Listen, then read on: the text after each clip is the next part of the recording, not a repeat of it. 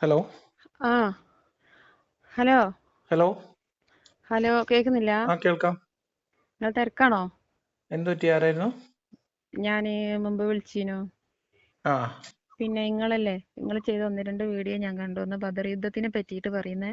ആ പിന്നെ സംസം ഉം, തട്ടിപ്പാണെന്നുള്ള, പിന്നെ ഉം, നബിന്റെ കല്യാണം, ഉം, മുഹമ്മദ് നബിന്റെ കല്യാണം മാതൃകയല്ല എന്നുള്ള, ഉം. പിന്നെ ഒരു പിന്നെ ഒരു ഓക്കെ. വീഡിയോ നിങ്ങൾ ചെയ്തിട്ടുണ്ട്. പിന്നെ ഇതൊക്കെ അതിന് സംസാരങ്ങളല്ലേ? ആളുകളോട് സംസാരിക്കുന്നതല്ലേ? ഏ ഇതൊക്കെ ആളുകളോട് സംസാരിക്കുന്നതല്ലേ? ബദർ പിന്നെ നിങ്ങൾ റിയാക്ഷൻ വീഡിയോ ആയിരിക്കും. ഷോർട്ട് വീഡിയോ വിടുന്നുണ്ടല്ലോ. ഉം, പിന്നെ അതില് നിങ്ങള് എന്താണ് ബദർ യുദ്ധത്തിനെ പറ്റിയിട്ട്, ബദർ യുദ്ധം നബി കൊള്ളടിക്കാൻ വേണ്ടി ചെയ്തതാണ്, ഉം, ഖുറൈശികളുടെ മേലെ നബി കൊള്ളടിക്കുന്നതാണ് ഉം, എന്നൊക്കെ നിങ്ങൾ പറയുന്നുണ്ടല്ലോ. ഉം.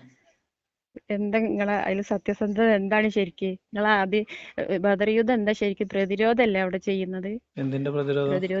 പ്രതിരോധിക്കല്ലേ ഇങ്ങോട്ട് ഖുറൈശികൾ ആക്രമിക്കാൻ വേണ്ടി അല്ല, യാതൊരു വിധത്തിലും അവിടെ ജീവിക്കാനൊരു അല്ല, അത് നുണയാണ്. സ്വാതന്ത്ര്യം. അങ്ങനെ ഒരു തെളിവ് ഖുറാനിൽ എവിടെയില്ല. അല്ല, ഖുറാനിലെ ഇസ്ലാമിന്റെ ചരിത്രത്തിൽ എവിടെയില്ല. തെളിവുള്ളത് നിങ്ങൾ ഞാൻ പറഞ്ഞതിനാണ്. എന്ത് കൊള്ളടിക്കാൻ അതെ. പോയതാന്നുള്ളതോ? അത് ഖുർആനിൽ തെളിവുണ്ടോ? ഖുറാനിലല്ലല്ലോ. ആ ഖുറാനിൽ എങ്ങനെ തെളിവുണ്ടാവുക? ഖുറാനിലെ ചരിത്രം ഖുറാനിലല്ലല്ലോ ഉണ്ടാവുക. ഇല്ല. അല്ല, ആ, അപ്പൊ ഇങ്ങക്ക് ഈ തെളിവ് ഇങ്ങക്ക് എവിടുന്ന കിട്ടിയേ? അത് ഗ്രന്ഥങ്ങളിലുണ്ട്, ഹദീസിലുണ്ട്, ആ, ആ, എല്ലാ ഹദീസില് ചരിത്ര ഗ്രന്ഥങ്ങളിലുണ്ട്. ഹദീസിലും ഗ്രന്ഥങ്ങളിലും ഇതുണ്ട്, മുഹമ്മദ് നബിനെ ഉണ്ട്. തട്ടിപ്പാന്നുണ്ട്. തട്ടിപ്പാണ് ആ, പോലും എഴുതി വെക്കുവോ? അന്നത് അല്ല തട്ടിപ്പായിട്ടല്ല എഴുതി വെക്കുന്നത്. അത് നിങ്ങള് ഭയങ്കര വീരകൃത്യമായിട്ടാണ് എഴുതി വെച്ചിട്ടുള്ളത്. എന്നിട്ട് നിങ്ങള് ഊഹിച്ച് മനസ്സിലാക്കിയതാണ് അതിങ്ങനെയാണ് എന്തൊരു തട്ടിപ്പാണെന്നുള്ളത്. കഷ്ടമാണ്. ഇപ്പൊ ഒരു ബാങ്ക് കൊള്ളക്കാരൻ അയാളുടെ ഉം, ജീവിത അല്ലെങ്കിൽ അയാളുടെ ഒരു ഫാൻ ക്ലബ്ബ് ഉം, അയാളുടെ ഒരു ഇത് എഴുതുമ്പോ അയാൾ എന്തോ ഒരു നാടിന് വേണ്ടി നന്മ ചെയ്യുന്ന പോലെയല്ലേ എഴുതി വെക്കുക. ബാങ്ക് കൊള്ളയടി തന്നെയല്ലേ. ഉം, മനസ്സിലായോ? എഴുതി ഉം. വെക്കുന്നതല്ല. ഇപ്പോ കച്ചവടത്തിന് പോകുന്ന യാത്രാ സംഘങ്ങളെ പിടികൂടി അവരുടെ സമ്പത്ത് കൈക്കലാക്കാൻ വേണ്ടി വഴിയരികിൽ പതുങ്ങിയിരിക്കുക. അതിന്റെ സത്യാവസ്ഥ അല്ലേ ചരിത്രത്തിലൊക്കെ ഉള്ളത്? അത് എന്ത് നിങ്ങൾ സത്യാവസ്ഥ? ഊഹിച്ച് ചിന്തിച്ച് നിങ്ങൾ അല്ല, അതിനെ അതാണ് എഴുതി വെച്ചിട്ടുള്ളത്. അതെ, ആ, അതിന്റെ നേർക്ക് നേരെ ഉള്ളത് എന്താണോ അതാണ് എന്താണ്? അവിടെ യാഥാർത്ഥ്യത്തിൽ ഉള്ളതല്ലേ എഴുതി വെച്ചത്. അത് നിങ്ങള് ചിന്തിച്ച് മനസ്സിലാക്കിയത്. കാരണം നമ്മൾ നിങ്ങൾ അതിനെ ചിന്തിക്കേണ്ട സുഹൃത്തെ, നമ്മൾ ഒരു കച്ചവട ഒരു കൂട്ടം മനുഷ്യര് കച്ചവട ആവശ്യത്തിന് വേണ്ടി അവരുടെ സമ്പത്തുമായിട്ട് പോകുന്നു. ഉം. അവരുണ്ടാക്കിയ സാധനങ്ങളോ അവരുടെ ഉൽപ്പന്നങ്ങളോ അവരുടെ കയ്യിലുള്ള മറ്റു സാധനങ്ങളോ. അതിന്റെ മുമ്പ് കുറെ കാര്യങ്ങൾ അവിടെ നടന്നിക്കല്ലോ. പറഞ്ഞോളി, എന്താണ്? അതിന്റെ മുമ്പ് എന്തുകൊണ്ടാണ് അങ്ങനെ നബി ചെയ്യാൻ കാരണം എന്താ? അവരെ ആ, തടയാൻ അത് കാരണം എന്താ? അത് പോയിന്റ്. അതായത് ആ, കൊള്ളയടിക്കാൻ ഉം. പുറപ്പെടാനുള്ള കാരണം എന്ന് കാരണം വേണമെങ്കിൽ എന്താ? നമുക്ക് പറഞ്ഞ് ന്യായീകരിക്കാം. അതിന് പക്ഷെ ചരിത്രത്തിൽ ന്യായീകരിക്കുന്നല്ല, തെളിവില്ല. അതിന് ചരിത്രത്തിൽ തെളിവില്ല. ന്യായീകരിക്കല്ല. ഇസ്ലാമിന്റെ ചരിത്രത്തിൽ തെളിവുണ്ടേ. ബദർ യുദ്ധം പച്ചയായി നിൽക്കുന്ന സത്യാണ്. അതാ അതെങ്ങനെ ഞാൻ പറഞ്ഞത്. ആ തെളിവില്ലാന്ന് പച്ചയായി എന്തായി നിൽക്കുന്ന പറയുന്നത്? സത്യം നമ്മൾ ഉം. പറഞ്ഞു കേട്ടതല്ല, ഗ്രന്ഥത്തിലുള്ളത് എന്നാണ് ഞാൻ പറഞ്ഞത്. എല്ലാം നമ്മൾ കേട്ടിട്ടുള്ള അറിവും ഗ്രന്ഥത്തിൽ വായിച്ചിട്ടുള്ളതെല്ലാം നമുക്ക് അറിവുള്ളൂ. അല്ല, നമുക്ക് പറഞ്ഞു വഴി കേട്ട അറിവ് കിട്ടിയിട്ടില്ലല്ലോ. ഗ്രന്ഥത്തിലുള്ളതിൽ നിന്ന് വിരുദ്ധമാണ് എന്നാണ് പറഞ്ഞത്. നമ്മളോട് എന്താ പറഞ്ഞത്? മക്കയിൽ ജീവിക്കാൻ കഴിയാതെ മദീനയിലേക്ക് പലായനം ചെയ്തു എന്നുള്ളതല്ലേ? അവിടെയും ജീവിതത്തിന് അത് സ്വൈര്യം അത് കൊടുക്കാതെ നുണയല്ലേ? എന്നൊക്കെ ഒരു മിനിറ്റ്. അത് നുണയാണ്. എന്താണോന്ന്? എന്താ അത് നുണയാണ്. നബി ഹിജറ പോയി എന്നുള്ളത് നുണയോ? ഹിജറ പോയി എന്നുള്ളതല്ല. ഏഹ് ഇവിടെ അവിടെ ജീവിക്കാൻ ജീവിത പറ്റാത്തൊരു സ്വൈര്യം കൊടുത്തില്ല സിറ്റുവേഷനിൽ ഉണ്ടായിട്ട് അവിടുന്ന് അവരെ ആട്ടി ഓടിച്ചു എന്നല്ലേ നമ്മൾ പറഞ്ഞു കേട്ടിട്ടുള്ളത്. അല്ലേ? അല്ല, എങ്ങനെ അതിന്റെ അത് നിങ്ങൾ പറയും. ചരിത്രത്തിലുള്ളത് ഉം, മുഹമ്മദും സംഘവും മുഹമ്മദ് ഉം. മദീനയിലുള്ള ഒന്ന് രണ്ട് ഗോത്രങ്ങളിലുള്ള കുറച്ച് ആൾക്കാരുമായിട്ട് ടൈപ്പായി നബി 2 വർഷത്തെ എവിടുന്നാ തുടർ പോകുന്നത്? ചർച്ചയുടെ ആരുടെ പറയട്ടെ അടുത്ത് നിന്ന് നബി? 2 വർഷത്തെ തുടർ ചർച്ചകളുടെ ഭാഗമായിട്ടാണ് അങ്ങോട്ട് പോകാൻ തീരുമാനിക്കുന്നത്. ഉം, മുഹമ്മദ് നബി പോകുന്നതിന് മുമ്പ് തന്നെ ചെറിയ ചെറിയ സംഘങ്ങളെ അങ്ങോട്ട് പറഞ്ഞയച്ചു. ഉം, മുഹമ്മദ് നബിക്ക് അവിടെ ചെല്ലുമ്പോൾ അവിടെ സൗകര്യങ്ങൾ ഒരുക്കാനും അവിടുത്തെ കാര്യങ്ങൾ കോർഡിനേറ്റ് ചെയ്യാനും. ഓക്കെ. ഉം, അതിന് അങ്ങനെ പോകുമ്പോൾ, അതായത് മക്കയിൽ നിന്ന് മദീനയിലേക്ക് നാട് വിട്ട ആളുകൾ ഓടിപ്പോകുന്നതിനെ തടയാനാണ് ഖുറൈശികൾ ശ്രമിച്ചത്. ഇത് ഉം, ഞാൻ പറഞ്ഞതല്ല, ഗ്രന്ഥത്തിലുള്ളതാണ്. എങ്ങനെ ഒന്നുകൂടി പറയും. ഞാനിവിടെ മുഹമ്മദ് സൗണ്ട്. നബീന്റെ ഉം, കൂടെ ഉണ്ടായിരുന്ന ആളുകൾ ആ, ഇസ്ലാം സ്വീകരിച്ചിട്ടും അല്ലാതെയൊക്കെ മദീനയിലേക്ക് മുഹമ്മദ് പറഞ്ഞത് പ്രകാരം യാത്ര പോകുന്നുണ്ടായിരുന്നു. ഉം. ആ യാത്ര തടയാനാണ്, അവരവിടെ തന്നെ പിടിച്ചു നിർത്താനാണ് ഇവർ ശ്രമിച്ചത്. അവരവിടെ ആട്ടി ഓടിച്ചിട്ടില്ല. ഒരു തെളിവുമില്ല. യാത്ര തടയാനോ? ആ, അങ്ങനെ പോകാതിരിക്കാൻ, അതായത് മക്കയിലുള്ള മനുഷ്യന്മാര് ആ, ഗോത്രം വിട്ട് വേറെ സ്ഥലങ്ങളിലേക്ക് പോകുന്നത് തടയാനും അവർ പോകുന്നവരെ പിടിച്ചു നിർത്താനും തിരിച്ചു നിർത്താനും തിരിച്ചു കൊണ്ടുവരാനാണ് അവർ ശ്രമിച്ചുകൊണ്ടിരുന്നത്. ആര് ശ്രമിച്ചേ? ഖുറൈശികൾ ശ്രമിച്ചുകൊണ്ടിരുന്നത്. ഖുറൈശികൾ ശ്രമിച്ചു. അതെ. ഖുറൈശികൾ നമ്മൾ ശ്രമിച്ചത് ചിരിക്കണ്ട. നബി ഖുറൈശികൾ പോകാതിരിക്കാൻ വേണ്ടിയിട്ടാണ് ശ്രമിച്ചത്. അതെ, അതെ. ഉം. ഇത് നിങ്ങൾക്ക് എവിടുന്ന് കിട്ടിയതാ ഈ അറിവ്? ഗ്രന്ഥത്തിലുണ്ട്, ഇസ്ലാമിന്റെ ചരിത്ര ഗ്രന്ഥങ്ങളിലുണ്ട്. ഇതാണ് ഇത്. ആ ഇസ്ലാം ഇത് നല്ല പണ്ഡിതന്മാർ എഴുതിയ ഗ്രന്ഥം ആ തന്നെയാണ്. അതൊന്ന് പറഞ്ഞു ഇസ്ലാമിക തരണം. നിങ്ങൾ ഏത് ലോകത്ത് ബുക്കിലാ? അതായത് ഓറിയന്റലിസ്റ്റുകൾ എന്ന് പറയുന്ന ഒരു വിഭാഗം മനുഷ്യർ ഇസ്ലാമിനെതിരെ ആക്ഷേപം ഉന്നയിച്ചുകൊണ്ട് പലതും എഴുതിയപ്പോ അതിനൊക്കെ മറുപടി പറയാൻ വേണ്ടി അതിനെയൊക്കെ ഗണ്ണിച്ചുകൊണ്ട് എഴുതിയ ഇസ്ലാമിക ചരിത്ര ഗ്രന്ഥം പ്രവാചകന്റെ നബിയുടെ ചരിത്ര ഗ്രന്ഥമുണ്ട്. നബി ഹുസൈൻ ഹൈക്കൽ ജനിച്ച് എഴുതിയ വളർന്ന മുഹമ്മദിന്റെ നാട്ടിൽ നബി പറയട്ടെ ജനിച്ച് ഹുസൈൻ ഹൈക്കലിന്റെ മുഹമ്മദ് എന്ന് പറയുന്ന ഗ്രന്ഥത്തിൽ ഈ ഭാഗമൊക്കെ വളരെ വിശദമായി എഴുതുന്നുണ്ട്. മനസ്സിലായോ? അപ്പം ഒരു സുപ്രഭാതത്തിൽ പിന്നെ ആകെ കൂടെ എന്താ പറയാ അവിടെ ജീവിക്കാൻ പറ്റാത്തൊരു കണ്ടീഷൻ ഉണ്ടായിട്ട് അവിടുന്ന് ഇവർ ആട്ടി ഓടിച്ചു. ലാ ഇലാഹ ഇല്ലല്ലാഹ് പറഞ്ഞതിന്റെ പേരിൽ ആട്ടി ഓടിക്കപ്പെട്ടു എന്നല്ലേ പറയണേ? അത് നുണയാണ്. ഒന്നാമത്തെ നുണ. പിന്നെ ആദർശത്തിന്റെ മേലെ അതാണ് ആദർശത്തിന്റെ കാരണം. മേലും അല്ല. മുഹമ്മദ് നബിക്ക് അവിടെ ഉണ്ടായിട്ടുള്ള ഉപരോധവും മുഹമ്മദ് നബിക്ക് അവിടെ ഉണ്ടായിട്ടുള്ള എതിർപ്പുകളും മുഹമ്മദ് നബി അത് ഉണ്ടായിട്ടുണ്ട്. അത് ഒരിക്കൽ പോലും ഒരു മിനിറ്റ് മുഹമ്മദ് നബി ലാ ഇലാഹ ഇല്ലല്ലാഹ് പറഞ്ഞത് കൊണ്ടല്ല, മറ്റുള്ള അവരുടെ ദൈവങ്ങളെ അവരുടെ വിശ്വാസത്തെ നീചമായിട്ട് നിന്ദിച്ചത് കൊണ്ടാണ്, ചീത്ത വിളിച്ചത് കൊണ്ടാണ്. അവരുടെ ദൈവങ്ങള് അത് പഠിച്ചോന്റെ ഓർഡർ അല്ലേ? നീചമായിട്ട് എന്നല്ല, വളരെ നീചമായിട്ട് പ്രബോധനം നടത്താനും പഠിച്ചോന്റെ ഓർഡർ അല്ലേ? അവരുടെ ഖുറൈശികളുടെ ബിംബങ്ങളെ അവരെ ഉപമിക്കാവുന്നത് വിളിയും തെളിയും ഇല്ലാത്ത ജന്തുക്കളോടാകുന്നു എന്നാണ് ഖുർആനിലുള്ളത്. അതുള്ളതല്ലേ? അത് പഠിച്ചോൻ പറഞ്ഞല്ലേ? അല്ല, നിങ്ങൾ പഠിച്ചോൻ പറഞ്ഞാണ്. പഠിച്ചോൻ പറഞ്ഞതുകൊണ്ട് നബി പറഞ്ഞു. അതല്ല, മനസ്സിലായോ? അപ്പൊ അള്ളാഹു എന്ന് പറയുന്നത് ഇപ്പൊ മുഹമ്മദ് നബി ഒരു സ്ത്രീലമ്പടനും ഒരു യുദ്ധക്കൊതിയനും ഒരു കൊള്ളക്കാരനുമായിരുന്നു എന്ന് ഞാൻ പറഞ്ഞ നിങ്ങൾക്ക് വികാരം വ്രണപ്പെടുവോ? എനിക്ക് പെടൂല. നിങ്ങൾക്കത് ഇഷ്ടപ്പെടുവോ? ഇഷ്ടപ്പെടൂല. വിശ്വാസികളുടെ ഒരു വിഭാഗത്തിന് വികാരം വ്രണപ്പെടാൻ സാധ്യത? ഞാൻ വിശ്വാസിയാണ്. അല്ല, വിശ്വാസികളിൽ ഒരു വിഭാഗത്തിന് വികാരം വ്രണപ്പെടാൻ സാധ്യതയുണ്ടോ? സാധ്യത ഉണ്ടാകുമായിരിക്കും. അപ്പൊ ഒരു ജനതയുടെ ഇടയിൽ ചെന്ന് നിന്ന് അവര് ആരാധിക്കുന്ന അവരുടെ ദൈവവിശ്വാസത്തെയും സങ്കല്പത്തെയും ചീത്ത വിളിക്കുന്നതിന് അവര് ചില ആളുകള് വികാരം കൊണ്ടിട്ടുണ്ട്, ചില ആളുകൾ അവരെ ഉപരോധിക്കാൻ ശ്രമിച്ചിട്ടുണ്ട്, ചിലവർ അവിടെ നിന്ന് നാട് കടത്താൻ ശ്രമിച്ചിട്ടുണ്ട്, ഒക്കെ ചെയ്തിട്ടുണ്ട്. അത് ത്വായിഫിലേക്കാണ്. പക്ഷെ ഈ പറയുന്ന മദീന പലായനം എന്ന് പറയുന്ന മുഹമ്മദ് നബിയുടെ 2 വർഷത്തെ പ്ലാനിങ്ങിൽ മുഹമ്മദ് നബി എക്സിക്യൂട്ട് ചെയ്തിട്ടുള്ള സാധനമാണ്. നബി പോയിട്ട് ഒറ്റയടിക്ക് ഓലടുത്ത് പോയിട്ട് ഓല ദൈവങ്ങളെ കുറ്റം പറയുക, അതിനെ ഓല അവിടെ പോയിട്ട് ഓല ബുദ്ധിമുട്ടിക്കല്ലോ ചെയ്തത്. ആദ്യം ചെയ്തത് അതൊന്നുമല്ല. മുഹമ്മദ് നബി നിങ്ങൾ ഇങ്ങോട്ട് പറയുന്നതിന്റെ മുമ്പ് ഞാൻ പറയുന്ന നിങ്ങളും കേൾക്കി. നബിക്ക് ആ നാട്ടിൽ ചെറുപ്പം മുതലേ ഉള്ള ഒരു പേരാണ് അൽ അമീൻ എന്നുള്ള പേര്. ഒരു തെളിവില്ല. അതിപ്പോ നമ്മള് മോദി ഒരു 10 കൊല്ലം കഴിഞ്ഞിട്ട് മോദിയുടെ ചരിത്രം എഴുതിയാലും മോദി എന്തുമാതിരത്തെ നല്ല മനുഷ്യനായിക്കാരം. ഒരു വ്യക്തിയുടെ ഒരു വിക്ടറിക്ക് ശേഷം ഒരു നേതാവിന്റെ അണികൾ അല്ലെങ്കിൽ അതിന്റെ അനുചരന്മാർ എഴുതിയെടുക്കുന്ന മൗലൂദല്ല ചരിത്രത്തിൽ തെളിവ്. പക്ഷേ അൽ അമീൻ എന്ന് പറഞ്ഞ നബി പിന്നീട് നമുക്ക് ഇസ്ലാമിന്റെ ചരിത്രത്തിൽ മുഹമ്മദ് നബി ചതിക്കാൻ അനുമതി കൊടുക്കുന്നതിന്റെയും നുണ പറയാൻ അനുവാദം കൊടുക്കുന്നതിന്റെ ഒക്കെ ചരിത്രം വേറെ പുറത്തുണ്ട്. ആളെ കൊല്ലാൻ വേണ്ടി ചതിക്കുന്നുണ്ട്. നബി എന്ന് പറഞ്ഞാൽ ഒരു വിശ്വാസി മനസ്സിലാക്കുന്ന സൽ ഗുണസമ്പന്നൻ, ഒരു നെഗറ്റീവായിട്ടുള്ള ഒരു മനുഷ്യനെ കൊല്ലാൻ ചതിച്ചു കൊല്ലാൻ അനുവാദം കൊടുക്കും. അതൊന്നും നബി ചെയ്യുന്നില്ല. ശത്രുക്കളോട് പോലും നബി സമാധാനത്തിലും സ്നേഹത്തിലും അങ്ങോട്ട് വർത്തിച്ചിട്ടുള്ള. അതൊക്കെ നമുക്ക് ആഗ്രഹമുള്ള ചിന്തയാണ്. അങ്ങനെ ആയിരിക്കും ഞങ്ങളെ നബി എന്ന് നമുക്കൊക്കെ വിശ്വസിക്കാൻ ആഗ്രഹമുണ്ട്. വിശ്വസിക്കാൻ ഇത് തന്നെയാണ്. പിന്നെ നബിനെ പറ്റിയിട്ട് ഇപ്പൊ ഖുർആനിൽ റൂം എന്താ സംഭവിച്ച അവിടെ? അതെ നബി കള്ളനാണ് എന്നാണ് നിങ്ങൾ പറഞ്ഞു വരുന്നത്. നബി കള്ളത്തരം തട്ടിപ്പ് ചെയ്തതാണ് എന്നാണ് നിങ്ങൾ പറഞ്ഞു വന്നത്. അങ്ങനെയാണെങ്കിൽ ഖുർആൻ നബി ഉണ്ടാക്കിയതായിരിക്കണം അല്ലേ? മുഹമ്മദ് നബി ഉണ്ടാക്കിയതല്ല. പക്ഷെ ഇതൊക്കെ അള്ളാഹുവിന്റേതാണ് എന്ന പേരിൽ മുഹമ്മദ് നബി പറഞ്ഞ തന്നെയാണ് എല്ലാ കാര്യങ്ങളും. അപ്പൊ ഖുർആൻ ആരതാ? മുഹമ്മദ് നബിന്റെ. എന്താ സംശയം? മുഹമ്മദ് നബി പറഞ്ഞത് മാത്രമാണ് ഖുർആനിലുള്ളതെങ്കിൽ ഖുർആൻ മുഹമ്മദ് നബിന്റെ തന്നെയാണ്. മുഹമ്മദ് നബിന്റെ രചനയാണ് ഖുർആൻ. അല്ല, പിന്നെ നിങ്ങൾ ഭഗവത്ഗീത വായിച്ചിട്ടുണ്ടോ? ഇല്ല. വായിച്ചിട്ടുണ്ടോ? എന്നാലും നിങ്ങൾ ഗീത വായിക്കണം. അതില് ഗീതയില് മുഹമ്മദ് നബിനെ പറ്റി പറയുന്നുണ്ട്. ഗീത എന്ന് പറഞ്ഞിട്ടുണ്ടെങ്കിൽ ഗീതയില് ഏതസ്മന്യന്തരെ മേച്ച അറിയോ? സംസ്കൃതത്തിന്റെ ഏതസ്മന്യന്തരെ മേച്ച ആചാരന സമന്വിത ശിഷ്യശാഖ സമന്വിതം മഹാമത ഇരിക്കാതെ ശിഷ്യശാഖ സമന്വിതം. ഇങ്ങനെ ഒരു ചെറിയ ശ്ലോകം ഭഗവത്ഗീതയിലുണ്ട്. പണ്ഡിതന്മാരോട് ചോദിക്കാം.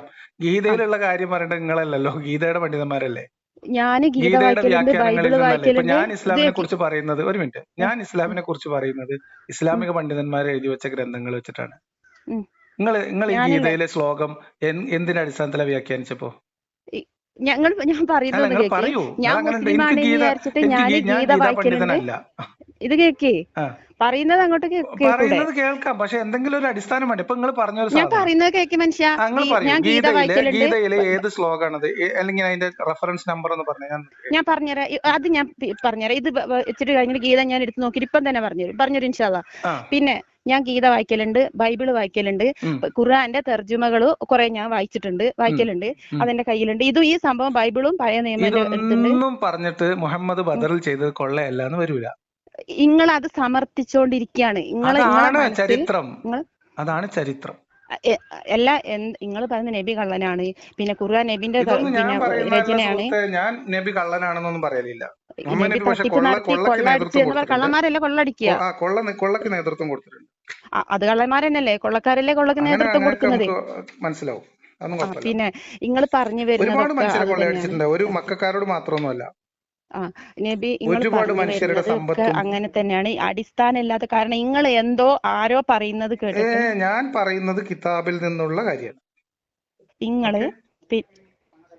നിങ്ങളില്ലേ പറഞ്ഞു വരുന്ന വെച്ചാൽ നിങ്ങൾ ഖുർആൻ വായിച്ചിട്ട് നിങ്ങൾക്ക് കുറച്ചതിന് വിവരം കിട്ടി. പിന്നെ നിങ്ങൾ പണ്ഡിതന്മാരെ പഠിച്ചു പറഞ്ഞു എന്നുള്ളതിനപ്പുറത്തേക്ക് ഞാൻ പറഞ്ഞ കാര്യത്തിൽ ഒരെണ്ണം തെറ്റാണ് നിങ്ങൾ സ്ഥാപിക്കൂ. നിങ്ങൾ പറയുന്നത് നിങ്ങളെ ചിന്ത നിങ്ങൾക്ക് ശരിയാണ്, പക്ഷെ നിങ്ങളുടെ ചിന്ത നിങ്ങൾക്ക് ശരിയാണ്, നിങ്ങളുടെ അന്ധവിശ്വാസം നിങ്ങൾക്ക് ശരിയായിരിക്കും.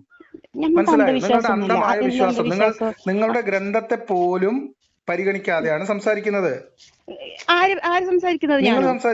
നിങ്ങൾ ഇസ്ലാമിന്റെ ചരിത്രം പറയൂ. എന്തായിരുന്നു ബദർ യുദ്ധം എന്ന് വെച്ചാൽ പിന്നെ ഇതന്നെ പ്രതിരോധ യുദ്ധം. ഇതന്നെയാണ് ഒറ്റ വാക്കിൽ. എന്തിനു വേണ്ടിയിട്ടുള്ള പ്രതിരോധം? ജീവിക്കാൻ വേണ്ടിയിട്ടുള്ള പ്രതിരോധം. ജീവിക്കാൻ സമ്മതിക്കാതെ വന്നപ്പോ സാഹചര്യം മക്കയിൽ ജീവിക്കാൻ പറ്റാത്ത അവസ്ഥ വന്നപ്പോ മദീനയിലേക്ക് പലായനം ചെയ്യുന്നതാണ്. അവിടെ മക്കയിൽ അങ്ങേയറ്റം കഷ്ടപ്പെടുത്തിയോണ്ടാണ് മദീനയിലേക്ക് പോകേണ്ടി വന്നത്. അവിടെ പോയി അവിടെയും ഇവര് വന്ന് ഇടങ്ങാറാക്കുന്ന അവസ്ഥ വന്നപ്പോഴാണ് അവിടുന്ന് യുദ്ധം ചെയ്യേണ്ടി വരുന്നത്. പിന്നെ കച്ചവട സംഘത്തെ പിടിച്ചത് അതൊരു തന്ത്രമായിരുന്നു. അത് കച്ചവട സംഘത്തെ പിടിച്ചു വെക്കുന്ന ഒരു തന്ത്രം. അതൊരു യുദ്ധമൊക്കെ വരുന്ന സമയത്ത് പിന്നെ എല്ലാ മനുഷ്യന്മാരല്ലേ യുദ്ധം ചെയ്യുന്നത്. അത് മലക്കുകൾ ഇടപെട്ട്, അത് ശരി തന്നെയാണ്, മലക്കുകൾ ഇടപെടിച്ചെന്നുള്ള ശരി തന്നെ. പക്ഷെ യുദ്ധത്തിൽ തന്ത്രമുറകള് സാധാരണ പതിവുള്ളതല്ലേ. അത് ഏത് യുദ്ധം എടുത്തു നോക്കിയാലും അതങ്ങനെ ഉണ്ട്. അതെന്താണ്, അവിടെ വിജയമാണ്, സത്യവും അസത്യമാണ് അവിടെ ഏറ്റുമുട്ടുന്നത്. അതിന് പിന്നെ അവിടെ തന്ത്രങ്ങൾ ചെയ്യണം എന്നുള്ളത് ആ യുദ്ധം ചെയ്യുന്ന പോലെ അത് ഓരോരുത്തരെ ബുദ്ധിക്ക് അനുസരിച്ചല്ലേ വരിക. അതല്ലേ അവിടെ ചെയ്തത്. കച്ചവട സംഘത്തെ പിടിച്ചു വെക്കുന്നത് അതുകൊണ്ടല്ലേ.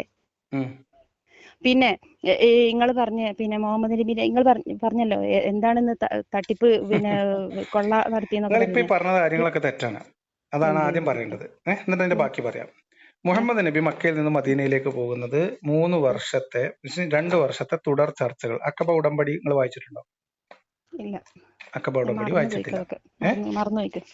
അക്കബ ഉടമ്പടി വായിച്ചിട്ടില്ല. അപ്പൊ അക്കബ ഉടമ്പടി 1ഉം 2ഉം ഉണ്ട്. ഓക്കെ. അപ്പൊ ഈ ഔസ് ഖസ്റജ് 2 ഗോത്രങ്ങളിൽപ്പെട്ട കുറച്ച് ആൾക്കാർ ഇസ്ലാം സ്വീകരിച്ചു. മുഹമ്മദിന്റെ അടുത്തേക്ക് വരുന്നു. ഇവര് ഹജ്ജിനും ഉംറക്കൊക്കെ വരുന്ന സമയത്ത് അവര് വരികയും പോവുകയും ചെയ്യും. ഓക്കെ. അപ്പൊ അബ്ബാസ് ബിൻ അബ്ദുൽ മുത്തലിബ് അന്ന് ഇസ്ലാം സ്വീകരിച്ചിട്ടില്ല കേട്ടോ. അപ്പൊ 2ാമത്തെ അക്കബ ഉടമ്പടിയിൽ അബ്ബാസ്, ഖുറൈശികളുടെ ഭാഗമായി നിൽക്കുന്ന അബ്ബാസ് മദീനയിൽ നിന്ന് വന്ന പ്രതിനിധികളോട് പറയുന്ന ഭാഗം ഞാൻ വായിച്ചുതരാം നിങ്ങൾക്ക്. അങ്ങനെ അവിടെ എത്തിച്ചേർന്നവരോട് അബ്ബാസ് ബിൻ അബ്ദുൽ മുത്തലിബ് ഇപ്രകാരം പറഞ്ഞു തുടങ്ങി. എന്റെ സഹോദര പുത്രൻ, ശ്രദ്ധിച്ചു കേട്ടോ, ഇക്കാലം അത്രയും സ്വന്തം ആളുകളിൽ നിന്നും സംരക്ഷിക്കപ്പെട്ടിട്ടുണ്ട്. അവനിൽ പകയും വൈരാഗ്യവും പുലർത്തിയിരുന്നവർക്കൊന്നും തന്നെ അവനെ യാതൊന്നും ചെയ്യാൻ സാധിച്ചിട്ടില്ല. അക്കാരണത്താൽ വളരെയേറെ മാനസിക പ്രയാസങ്ങളാണ് അവൻ അനുഭവിച്ചിട്ടുള്ളത്. അവനോട് ചെയ്ത കരാർ പറയട്ടെ, നബിനെ കുറിച്ച് പറയണേ. അവനോട് ചെയ്ത കരാർ അനുസരിക്കുവാനും അവൻ ആവശ്യമായ സംരക്ഷണം നൽകാൻ നിങ്ങൾക്ക് സാധിക്കുമെന്നുള്ള ഉറച്ച വിശ്വാസവുമുണ്ടെങ്കിൽ അവനെ നിങ്ങൾ ഏറ്റെടുത്തുകൊള്ളുക. സാധ്യമല്ലെങ്കിൽ അവനെ അവന്റെ കുടുംബത്തിൽ തന്നെ നിലനിർത്തുക. അവിടെ അവർക്ക് പരമമായ സ്ഥാനം തന്നെ ഉണ്ട്. ഇതിൽ നിന്ന് മുഹമ്മദ് നബി അവിടെ കാണിച്ചു കൂട്ടിയതിൽ നിന്ന് അവിടെ ചില ആളുകൾക്ക് മുഹമ്മദിനോട് പ്രശ്നങ്ങൾ ഉണ്ടായിരുന്നു. പറയട്ടെ, എല്ലാവർക്കും അല്ല. അബ്ബാസ് ആ സമയത്ത് മുസ്ലിം അല്ല, ശ്രദ്ധിച്ചു കേട്ടോളി. അല്ല, ഖുറൈശികളുടെ ഭാഗത്ത് നിന്നിട്ടുള്ള പ്രതിനിധിയായിട്ടാണ് അവിടെ സംസാരിക്കുന്നത്. അപ്പൊ മുഹമ്മദ് അബൂ താലിബിന്റെ പേരക്കുട്ടി എന്നുള്ള, അബ്ദുൽ മുത്തലിബിന്റെ പേരക്കുട്ടി എന്നുള്ളതിലും അബൂ താലിബിന്റെ സംരക്ഷണയിൽ കഴിഞ്ഞ ഒരാൾ എന്നുള്ള നിലയിലും അവിടെ അവര് മുഹമ്മദിന്റെ അഭിപ്രായ സ്വാതന്ത്ര്യത്തെ വകവെച്ച് കൊടുക്കുമ്പോഴും ജീവൻ സംരക്ഷിച്ചു പിടിച്ചിരുന്നു. മുഹമ്മദ് നബി അവിടെ ഖുറൈശികൾ മാത്രല്ല, ഖുറൈശികൾ ഇതിൽ പെട്ടതാണ്. പക്ഷെ ഓൽ തമ്മിലുള്ള ബന്ധം, നബിയായിട്ടുള്ള ബന്ധം എന്തായിരുന്നു? നബീന്റെ പിതൃവൻ പിന്നെ അബൂ താലിബ്, പിന്നെ പിതാമഹൻ അബ്ദുൽ മുത്തലിബ്, ഇവരൊന്നും ഇസ്ലാം സ്വീകരിച്ച ആൾക്കാരല്ല. എന്നിട്ടും ഒരു പൂർണ്ണമായി നബിയെ സംരക്ഷിച്ചു വന്ന ആൾക്കാരാണ്. എന്നിട്ടും മുഹമ്മദ് നബിയെ സമ്പൂർണ്ണമായി സംരക്ഷിച്ചു. അത് ഇസ്ലാമിന്റെ മഹത്വമാണോ ഖുറൈശികളുടെ മഹത്വമാണോ? എങ്ങനെ? ഇസ്ലാമിന്റെ മഹത്വമാണോ? ഖുറൈശികളുടെ മഹത്വമല്ല, കുടുംബത്തിന്റെ മഹത്വം, രക്തബന്ധത്തിന്റെ മഹത്താണ്. ഇസ്ലാമിലാണെങ്കിൽ ഇതെങ്കിലും സംഭവിക്കുന്നെങ്കിലോ? അബൂ ഉബൈദത്തുൽ ജറാഹിന്റെ കഥ നിങ്ങൾക്ക് അറിയില്ലേ? ഒരു മിനിറ്റ്. അബൂ ഉബൈദത്തുൽ ജറാഹിന്റെ കഥ അറിയോ? അറിയില്ല. അബൂ ഉബൈദത്തുൽ ജറാഹിന്റെ വാപ്പ മുഹമ്മദ് നബിയെ എതിരിട്ടപ്പോ അബൂ ഉബൈദത്തുൽ ജറാഹ് സ്വന്തം വാപ്പാന്റെ തല വെട്ടി ആ തല മുഹമ്മദ് നബിയോട് എതിരിട്ടതിന്റെ പേരിൽ മുഹമ്മദ് നബിയുടെ തല വെട്ടി ആ തല ഫുട്ബോൾ പോലെ വായുവിൽ പറന്നത് നമ്മളെ മൗലവിമാർക്ക് ഇപ്പോഴും ഭയങ്കര ത്രില്ലിംഗ് പ്രസംഗാണ്. അബൂ താലിബിനെയും മുഹമ്മദിനെയും അബൂ ഉബൈദത്തുൽ ജറാഹിനെയും പിതാവിനെയും കൂടി ഒന്ന് കമ്പയർ ചെയ്തേ. എന്താണ് ഇസ്ലാം നിങ്ങൾ ഇപ്പൊ പറഞ്ഞു കഴിഞ്ഞു. നിങ്ങൾ പറഞ്ഞില്ലേ ഈ പണ്ഡിതന്മാരും മൗലവിമാരും കിതാബിലുള്ളതാണ്, ഗ്രന്ഥത്തിൽ സഹിഹായ ഹദീസിൽ തെളിവുള്ള കാര്യമാണ്. 2-3 ദിവസം മുമ്പ് ഞാൻ ഇപ്പോഴുള്ള സത്യം പറയട്ടെ, നിങ്ങളോട് തന്നെ പറയട്ടെ. ഞാൻ 2-3 ദിവസം യൂട്യൂബിൽ ഒരു ഇത് കണ്ട്, പിന്നെ വേറെ സ്ഥലത്ത് കൂടി പോലെ നമുക്കിപ്പോ അല്ല, നിങ്ങൾ പണ്ഡിതന്മാരെ കാര്യം പറഞ്ഞപ്പോ പണ്ഡിതന്മാരുടെ കാര്യമല്ല, അബൂ ഉബൈദത്തുൽ ജറാഹിന്റെ കഥ ഹദീസുകളിലും തെളിവുള്ളതാണ്. ആ കഥ ഞാൻ കേട്ടിട്ടില്ല. അങ്ങനെ ഒരു കഥ, അതൊക്കെ മൗലവിമാര് അതൊക്കെ ഗ്രന്ഥത്തിലുള്ളതാണ്.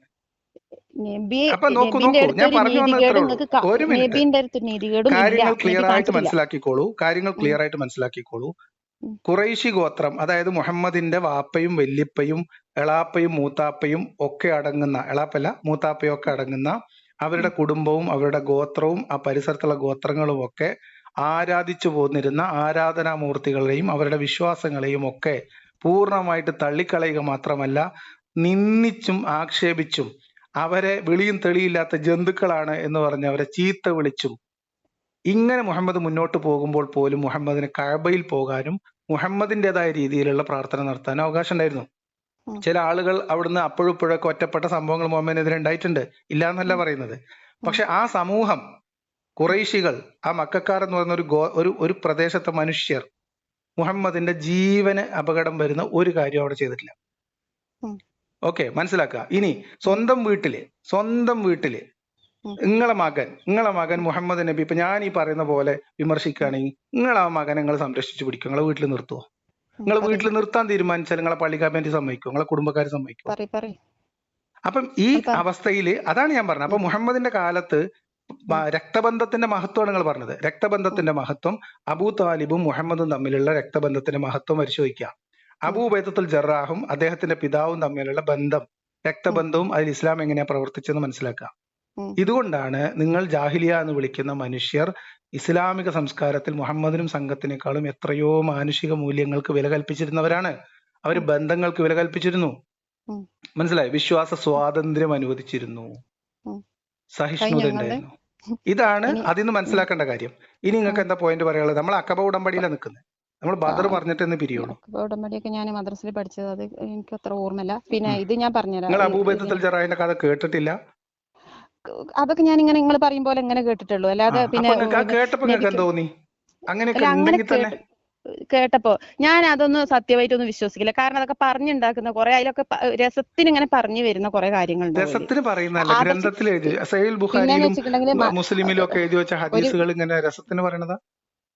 അത് ഹദീസിൽ അത് ഉണ്ടോന്ന് തന്നെ ആദ്യം പരിശോധിക്കണം.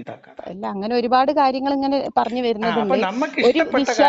ഒരു വിശ്വാസി ഒരു പ്രയാസമല്ല, ഇഷ്ടപ്പെടാത്തത് നമുക്ക് ശരിയല്ലാന്ന് തോന്നണം, നമുക്ക് ഇപ്പൊ ഇന്നത്തെ കാലത്ത് നാട്ടുകാർ അറിയാൻ പാടില്ലാത്ത കാര്യങ്ങളാണെങ്കിൽ അത് ഭയങ്കര ബുദ്ധിമുട്ടാണ്. എന്താ വെച്ചാല് അഖബ ഉടമ്പടി ഈ രീതിയിൽ അബ്ബാസ് ബിൻ അബ്ദുൽ മുത്തലിബ് ഉൾപ്പെടെ നിങ്ങൾ ഉടമ്പടിന്റെ അവിടെ നിൽക്കി, നിങ്ങളിപ്പോ പറഞ്ഞില്ല ഇഷ്ടപ്പെടാത്തത് വിശ്വസിക്കാൻ പറ്റൂലെന്ന്. ഞമ്മക്ക് അങ്ങനെ പറ്റാത്തത് നബി ചെയ്തിട്ടില്ല, നമ്മൾ അങ്ങനെ വിശ്വസിക്കുന്ന, ഞാൻ അങ്ങനെ വിശ്വസിക്കുന്ന പറ്റുന്ന കാര്യങ്ങൾ ചെയ്തു നിങ്ങൾ എങ്ങനെ വിശ്വസിക്കണേ? അതങ്ങനെ തന്നെയാണ്. നബി പറഞ്ഞാല് അള്ളാന്റെ റസൂല്, അള്ളാഹ് അങ്ങനെ തെരഞ്ഞെടുത്ത റസൂല്, അങ്ങനെ ഒരു പിന്നെ ഇത് ചെയ്യുന്ന ഇതിലെല്ലാം പഠിച്ചോനെ നിങ്ങളെ ചിന്തയല്ലേ?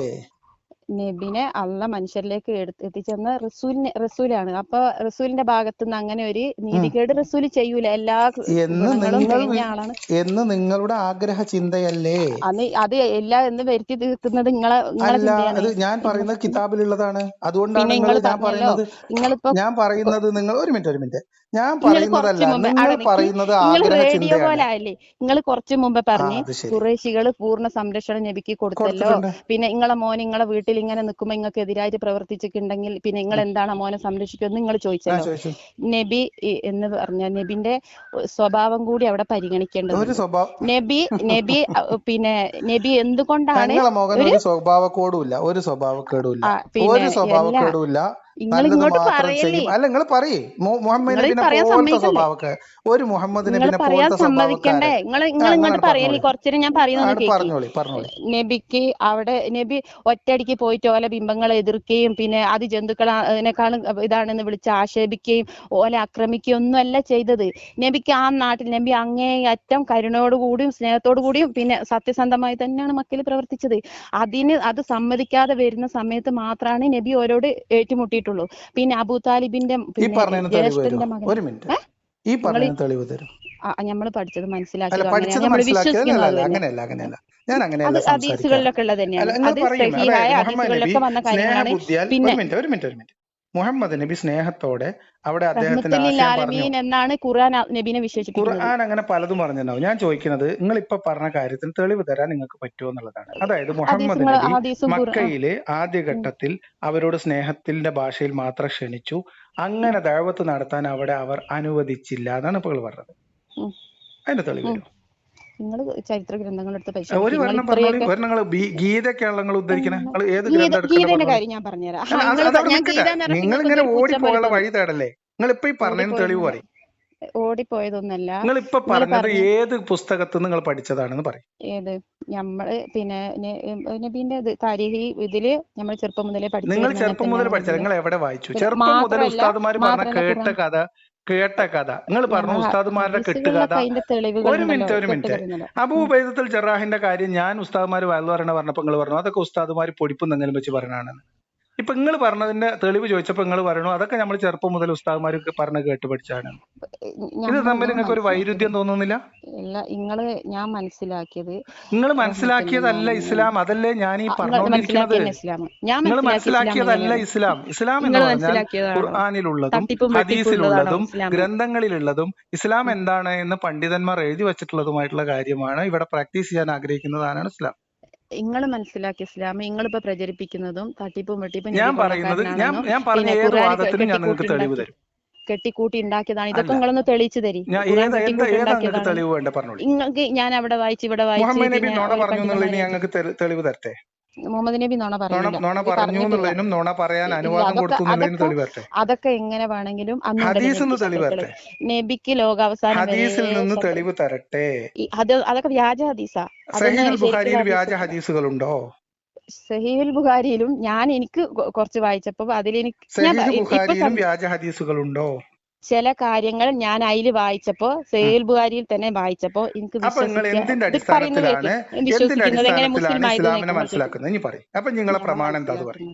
ഞാൻ പറയുന്നത് ചില കാര്യങ്ങൾ വായിച്ചപ്പോ എനിക്ക് വിശ്വസിക്കാൻ പറ്റാത്തതുപോലെ തോന്നി. ഞാൻ അതിനെപ്പറ്റി പറയുന്നത് കേക്ക് മനുഷ്യ, ഞാൻ അതിനെപ്പറ്റി പണ്ഡിതന്മാരെന്താണ് പറയുന്നത് എന്ന് ഞാൻ നോക്കിയിട്ടുണ്ട്. ആ പണ്ഡിതന്മാര് പറയുന്നതിൽ എനിക്ക് തൃപ്തി തോന്നിയിട്ടില്ല എന്ന് വിചാരിച്ച് എന്റെ വിശ്വാസം പോവുകയെ പിന്നെ ഞാൻ ആ പണ്ഡിതന്മാരെ ഞാൻ പറയുന്നത് കേക്കിങ്ങളൊന്നും ഞാനത് തള്ളിക്കളയൊന്നും ചെയ്തിട്ടില്ല. നമ്മൾ വെറുതെ എന്തെങ്കിലും പറഞ്ഞിട്ട് കാര്യമില്ല.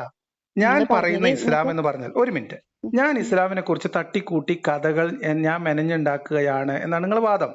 ഞാൻ നിങ്ങളോട് പറയുന്നത് ഒരു മിനിറ്റ് ഞാൻ പറയുന്ന ഇസ്ലാം ലോകത്തിന്ന് പ്രചാരത്തിലുള്ള അഹ്ലു സുന്നത്തി വൽ ജമാഅത്ത് എന്ന് പറയുന്ന നമ്മളെ നാട്ടിലത്തെ സുന്നി മുജാഹിദും ജമാഅത്തെ ഇസ്ലാമിയും ഉൾപ്പെടെ ആഗോള തലത്തിൽ സുന്നികൾ ഇസ്ലാം എന്ന രീതിയിൽ അംഗീകരിക്കുന്ന ഇസ്ലാമും അവർ വിശദീകരിച്ചിട്ടുള്ള ഖുർആനിന്റെ വിശദീകരണവും അവരംഗീകരിക്കുന്ന ഇസ്ലാമിന്റെ ചരിത്ര ഗ്രന്ഥങ്ങളും അവരെഴുതി വെച്ചിട്ടുള്ള വിമർശനങ്ങൾക്കുള്ള മറുപടി ഉൾപ്പെടെ ഗ്രന്ഥങ്ങൾ പരിശോധിച്ചിട്ടും അതിനാധികാരികമായിട്ട് എടുത്തിട്ടാണ് അതിനധികരിച്ചിട്ടാണ് ഞാൻ നിങ്ങളോട് പറയുന്നത്.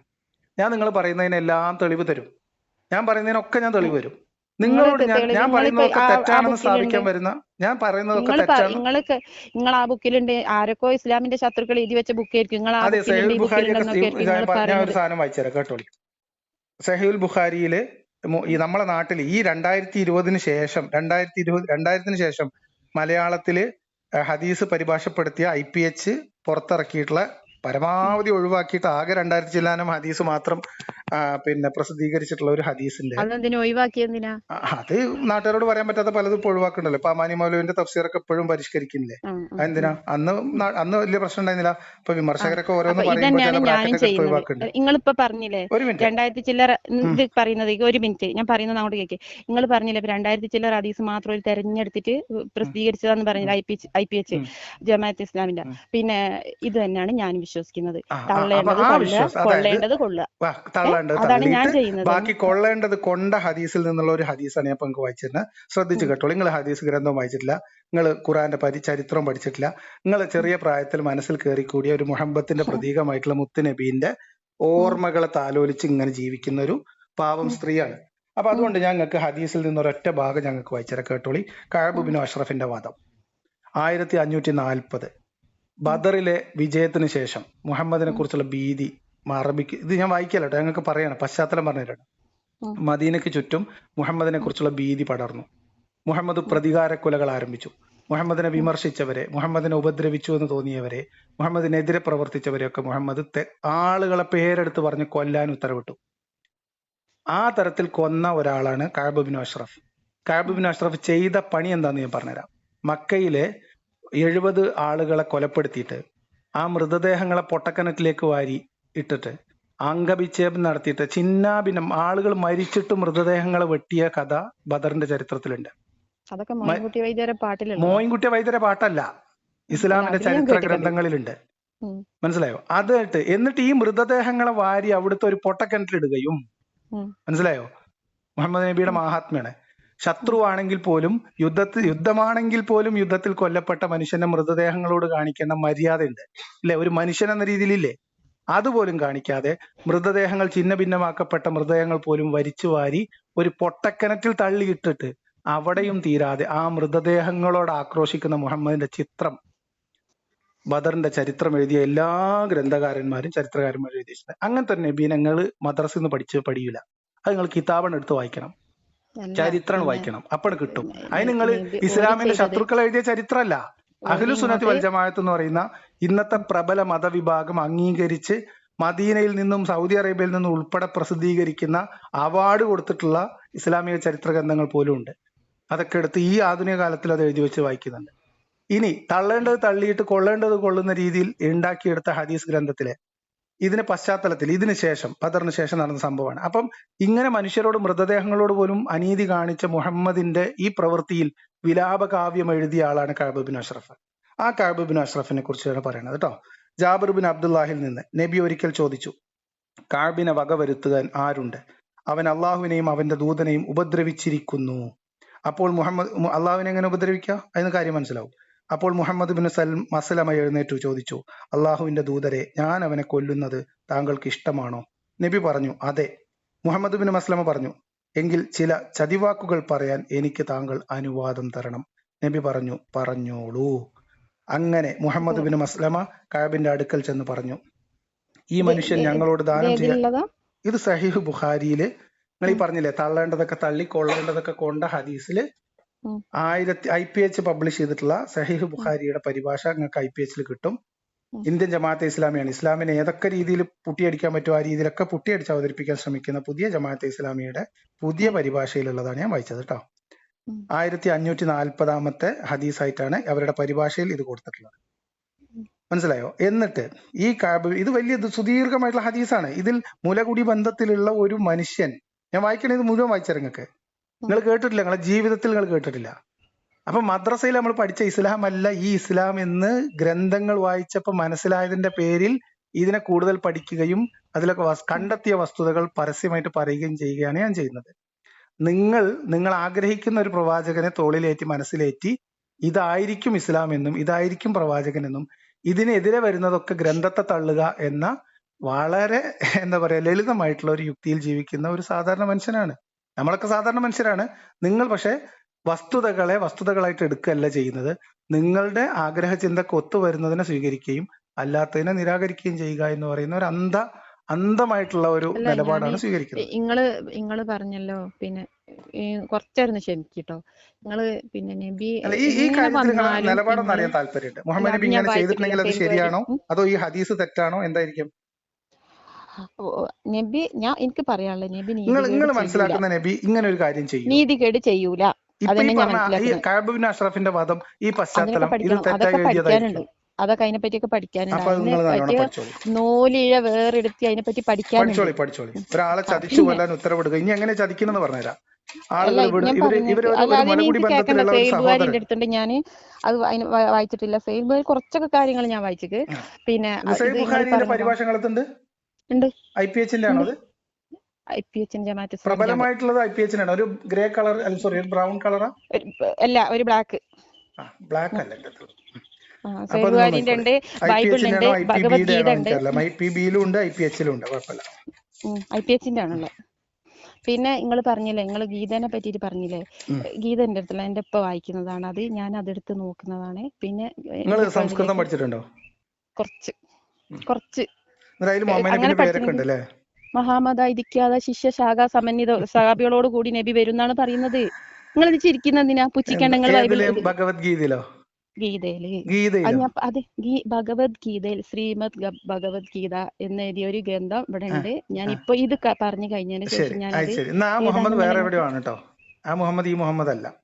പറഞ്ഞുതരാം. പിന്നെ ബൈബിളില് നബീനെ പറ്റിയിട്ട് പറയുന്നുണ്ട്.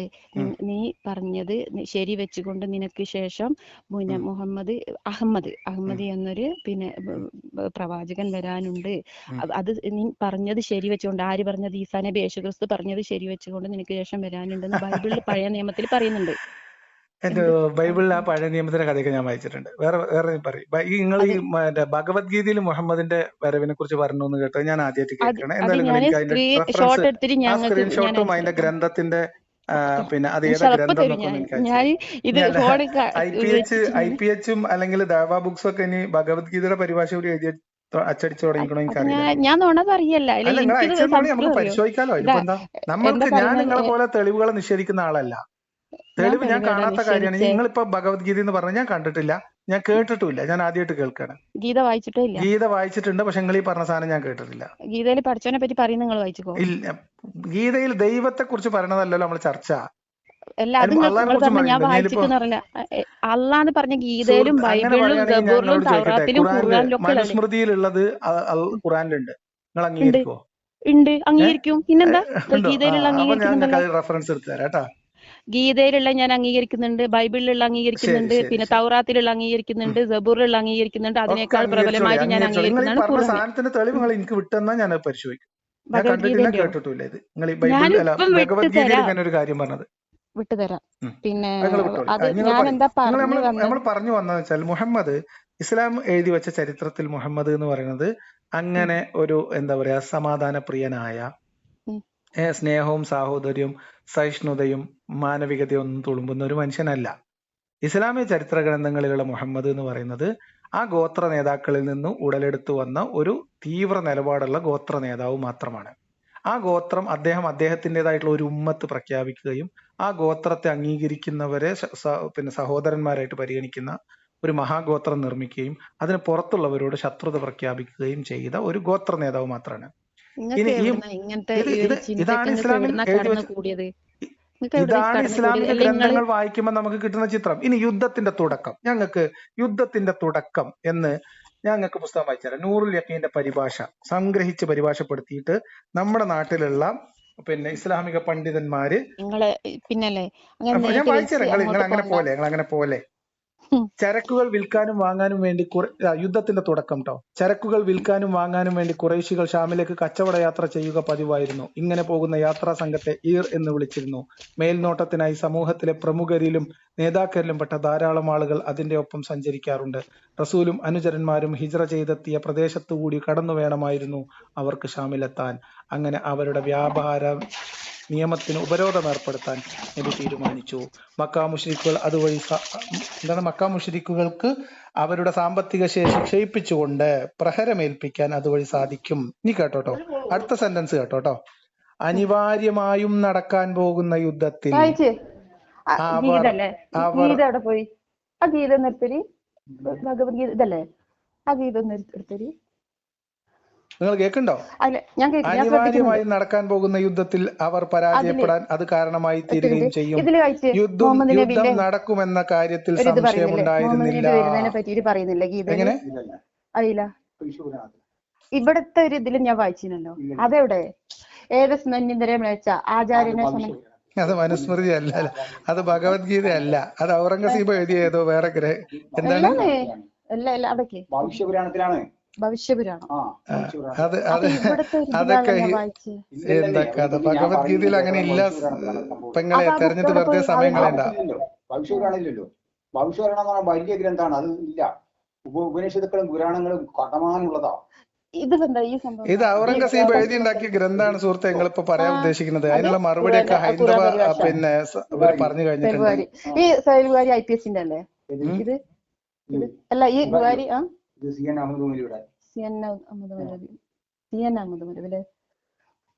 ഭവിഷ്യപുരാണത്തിലാണ് സംഭവം. ഭവിഷ്യപുരാണം, ഉപനിഷത്ത്, കേനോപനിഷത്ത്, ഭവിഷ്യപുരാണം, മാർക്കാണ്ഡ പുരാണം, ഇങ്ങനെ പുരാണങ്ങൾ കുറെ ഉണ്ട്. അതിലൊരു പുരാണമാണ് ഭവിഷ്യപുരാണം എന്ന് പറഞ്ഞത്. അതിലാണ് പുരാണങ്ങളിലുള്ളതല്ല, വേദങ്ങളിലുള്ളത് വേണം. പുരാണം തെളിവല്ല. ആ ഉസ്താദ് പറഞ്ഞു കൊടുക്കും. പുരാണങ്ങൾ എന്ന് പറഞ്ഞ തെളിവല്ല. പുരാണം എന്ന് പറഞ്ഞ പഴംപുരാണം, കഥ.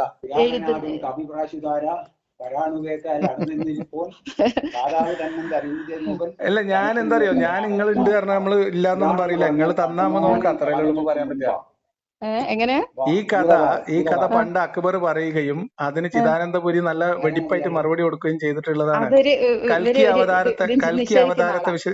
കൽക്കി അവതാരത്തെ വിശദീകരിക്കുന്ന ഭാഗത്ത് ആ കൽക്കി അവതാരം എന്ന് പറയുന്നത് മുഹമ്മദ് ആണെന്ന് സ്ഥാപിക്കാൻ ഒരു ശ്രമം നടത്തിയിട്ടുണ്ട്. അത്രേ ഉള്ളൂ. ഹലോ ആ പറയൂ, എന്താ പറയാനുള്ളത്? എന്താ നിങ്ങളെന്താ സംശയം? എനിക്ക് സംശയമൊന്നുമില്ല. എന്നോട് ഞാൻ പറയുന്ന കാര്യങ്ങളൊക്കെ തെറ്റാണെന്ന് പറയാൻ വേണ്ടി ഇങ്ങോട്ട് വിളിച്ചാണ്. അപ്പൊ നമ്മൾ തെളിവിന്റെ അടിസ്ഥാനത്തിലാണല്ലോ പരിശോധിക്കുക. അപ്പൊ എന്നോട് പറഞ്ഞത് ഭഗവത്ഗീതയിൽ എന്തോ മുഹമ്മദ് നബിനെ കുറിച്ച് പറയേണ്ടതെന്ന്. ഞാൻ മനസ്സിലാക്കിയിട്ടുള്ളത് അത് ഏതോ ഒരു പുരാണത്തില് ഹൈന്ദവ സന്യാസിമാര് പറയണത് പിന്നെ എന്താണ് നമ്മുടെ ഔറംഗസീബിന്റെ കാലത്ത് എഴുതി ചേർത്ത കുറെ സാധനങ്ങൾ ഉണ്ടായിട്ടുള്ളതാണ്. അല്ലല്ല, പുരാണങ്ങളൊന്നും ഔറംഗസേബിന്റെ കാലത്തും ഈ സേവന്മാരുടെ കാലത്തും എഴുതിയതല്ല. പുരാണങ്ങളൊക്കെ കണ്ടമാനം കാലങ്ങൾക്ക് അപ്പുറം എത്രയോ ഭൂതകാലങ്ങൾക്ക് അപ്പുറമുള്ള പുരാണം. അവിടുന്ന് തുടങ്ങിപ്പുറമൊക്കെ ഉണ്ടാവും.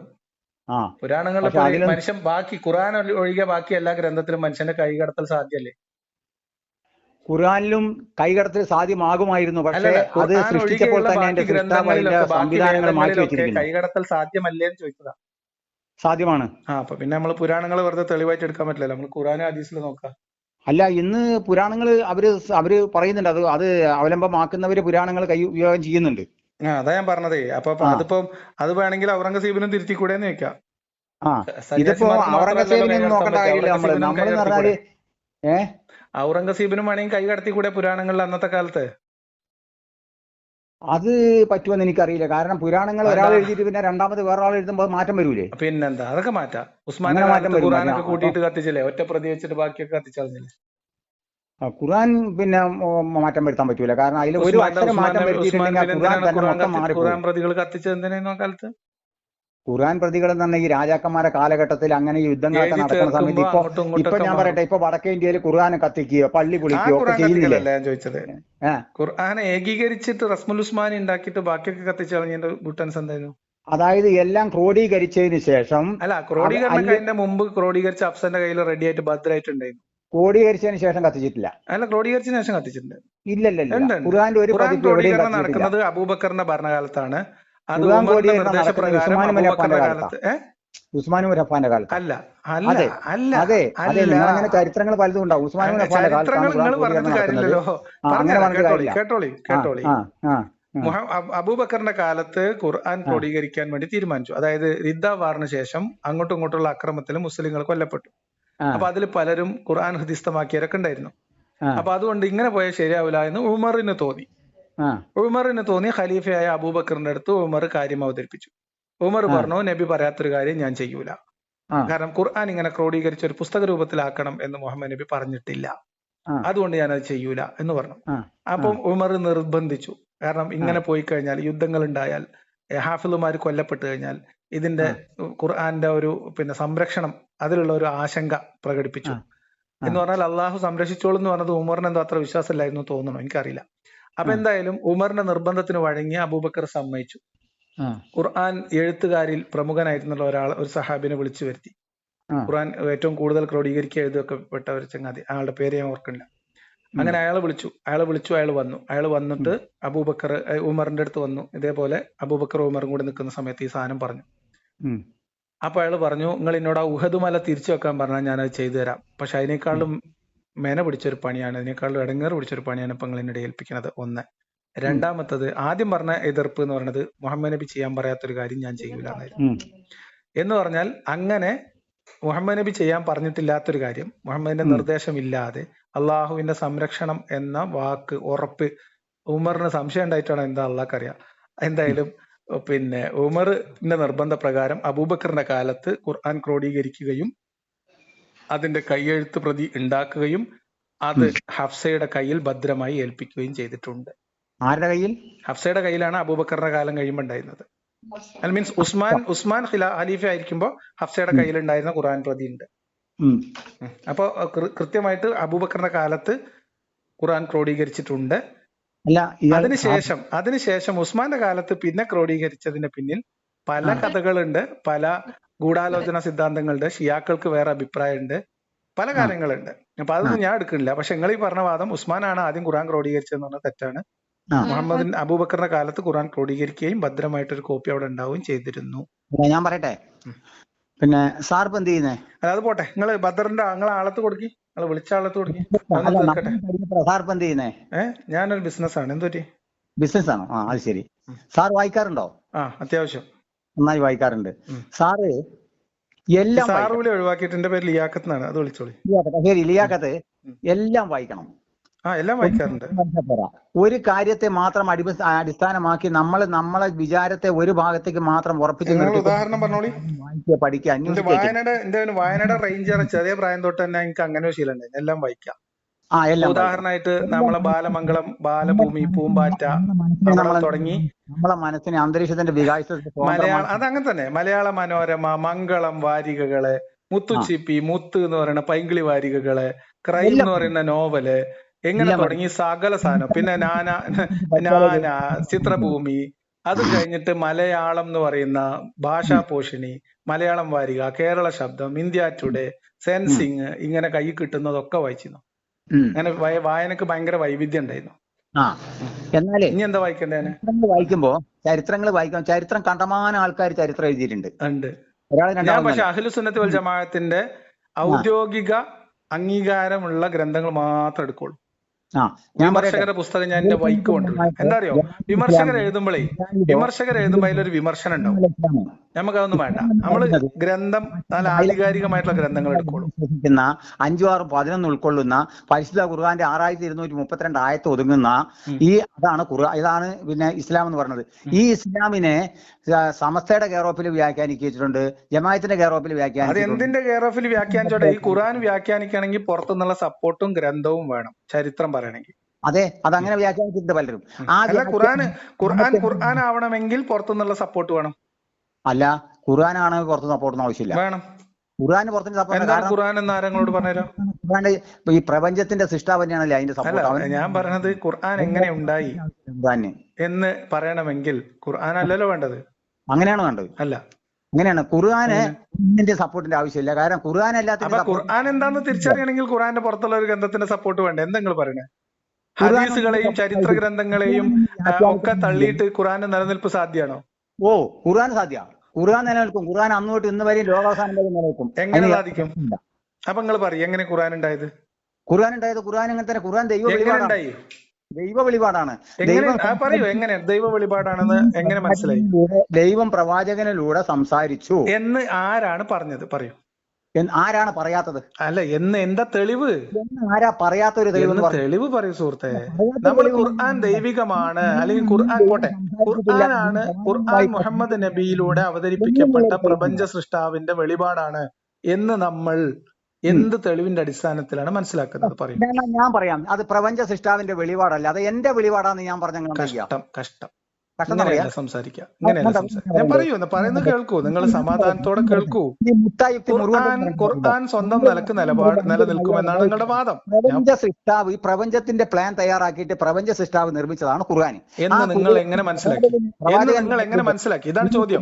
പറഞ്ഞാൽ എന്ന് നിങ്ങൾ എങ്ങനെ മനസ്സിലാക്കി? ഈ ഹലോ, വെറുതെ ബഹളം വെക്കല്ലേ സുഹൃത്തെ. നിങ്ങൾ പിന്നെ അവിടെ ഉണ്ടായിരുന്ന എന്നോട് സംസാരിച്ചുകൊണ്ടിരുന്ന സഹോദരിയെ ബദറിന്റെ കുരുക്കിൽ നിന്ന് രക്ഷപ്പെടുത്താൻ വേണ്ടി അവതാരം എടുത്താൻ തോന്നുന്നു. നിങ്ങൾ ഇത് പറയൂ.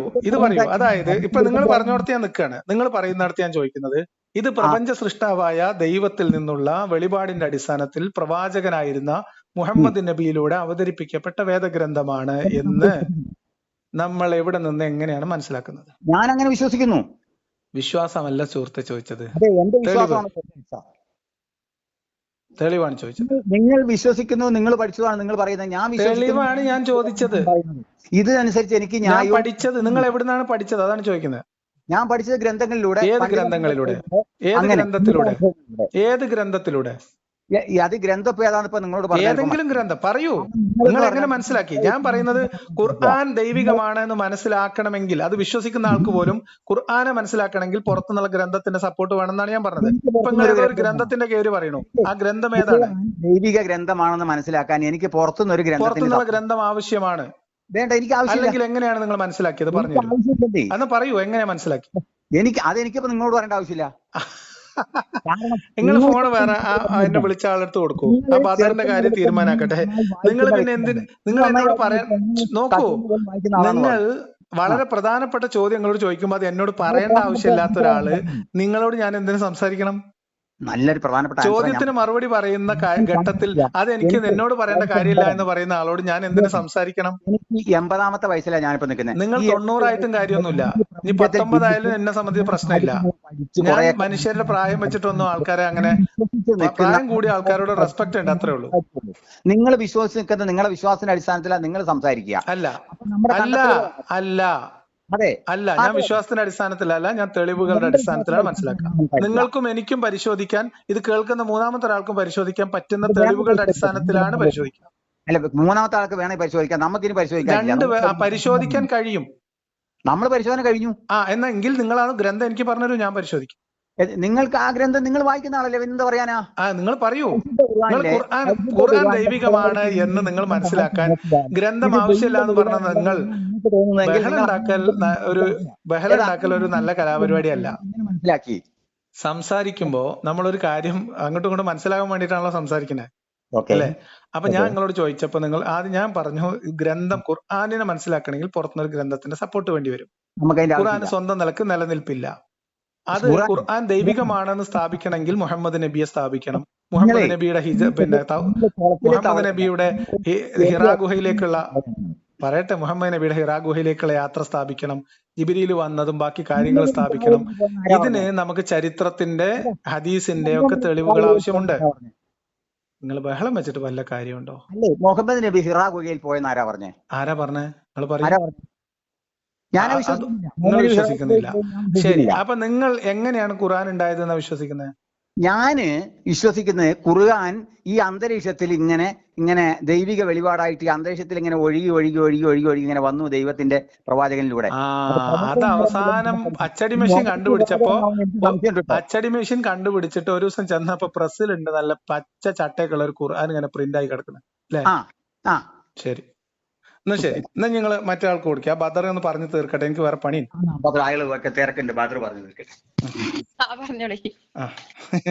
എന്താ കഥ? ഇങ്ങനത്തെ ആൾക്കാരോടൊക്കെയാണ് നിങ്ങൾ ദീന് പഠിപ്പിക്കണമെങ്കിൽ വലിയ രസമായിക്കോ. ആയിക്കോട്ടെ. യുദ്ധത്തിന്റെ തുടക്കത്തില് ഞാൻ വായിച്ചിട്ട് ആ അവസാനത്തെ ഭാഗം വിട്ടുപോയി നിങ്ങൾക്ക് തോന്നാതിരിക്കാൻ വേണ്ടിയിട്ടാണ് ഞങ്ങൾ കാത്തിരിക്കുന്നത്. യുദ്ധം നടക്കുമെന്നതിൽ സംശയം ഉണ്ടായിരുന്നില്ല. കാരണം തങ്ങളുടെ വിശ്വാസങ്ങളിൽ വിഡ്ഢിത്തം ആരോപിക്കുകയും ആരാധനയെ വിമർശിക്കുകയും ചെയ്തവർക്കെതിരെ ഖുറൈശികൾ മൗനം പാലിക്കുമായിരുന്നില്ല. മതവിഷയത്തിൽ അവർ അറബികൾക്ക് മാതൃകയായിരിക്കെ വിശേഷിച്ചു. ഇത് യുദ്ധത്തിന്റെ തുടക്കം വിശദീകരിക്കുന്ന ഭാഗമാണ്. എന്ന് പറഞ്ഞാൽ ഇവിടെയൊക്കെ നമുക്ക് വേണമെങ്കിൽ ഇസ്ലാമിന് നേരിയ രീതിയിലൊരു എന്താ പറയാ ഒരു ഡിഫൻസ് എടുക്കാവുന്ന എലമെന്റ് ഒക്കെ ഉണ്ട്. അതും കൂടി ചേർത്താണ് ഞങ്ങൾക്ക് വായിച്ചു തന്നത്. ഞാൻ വായിക്കുന്നത് നൂറുൽ യഖീനാണ്. നിങ്ങൾക്ക് ഏറ്റവും ലളിതമായിട്ട് ഒരു 200 രൂപ മുടക്കിയാൽ ഇസ്ലാമിക ചരിത്ര ഗ്രന്ഥമായിട്ടുള്ള നൂറുൽ യഖീൻ വായിക്കാൻ കിട്ടും. ഇതൊന്നും ഏതെങ്കിലും അഹ്ലു സുന്നത്ത് വൽ ജമാഅത്തിന്റെ പണ്ഡിതന്മാർ ഈ ഗ്രന്ഥം തള്ളിയതായിട്ട് എന്റെ അറിവിലില്ല. നിങ്ങൾക്ക് വേണമെങ്കിൽ തള്ളാം, അത്രേ ഉള്ളൂ. സരിയത്ത് എന്ന സൈന്യത്തിൽ ഒരു മിനിറ്റ്, ഇനി സൈനിക വ്യൂഹം. ഇതിനു ശേഷം എത്രയോ തവണ, 1, 2, 3, 4 തവണയൊക്കെ മുഹമ്മദിന്റെ സംഘങ്ങൾ ഇതേപോലെ പുറപ്പെട്ടു പോവുകയും അതേപോലെ ആളുകളെ പിടിച്ചു വെക്കുകയും അവരുടെ സമ്പത്ത് കൊള്ളയടിക്കുകയൊക്കെ ചെയ്തിട്ടുണ്ട്.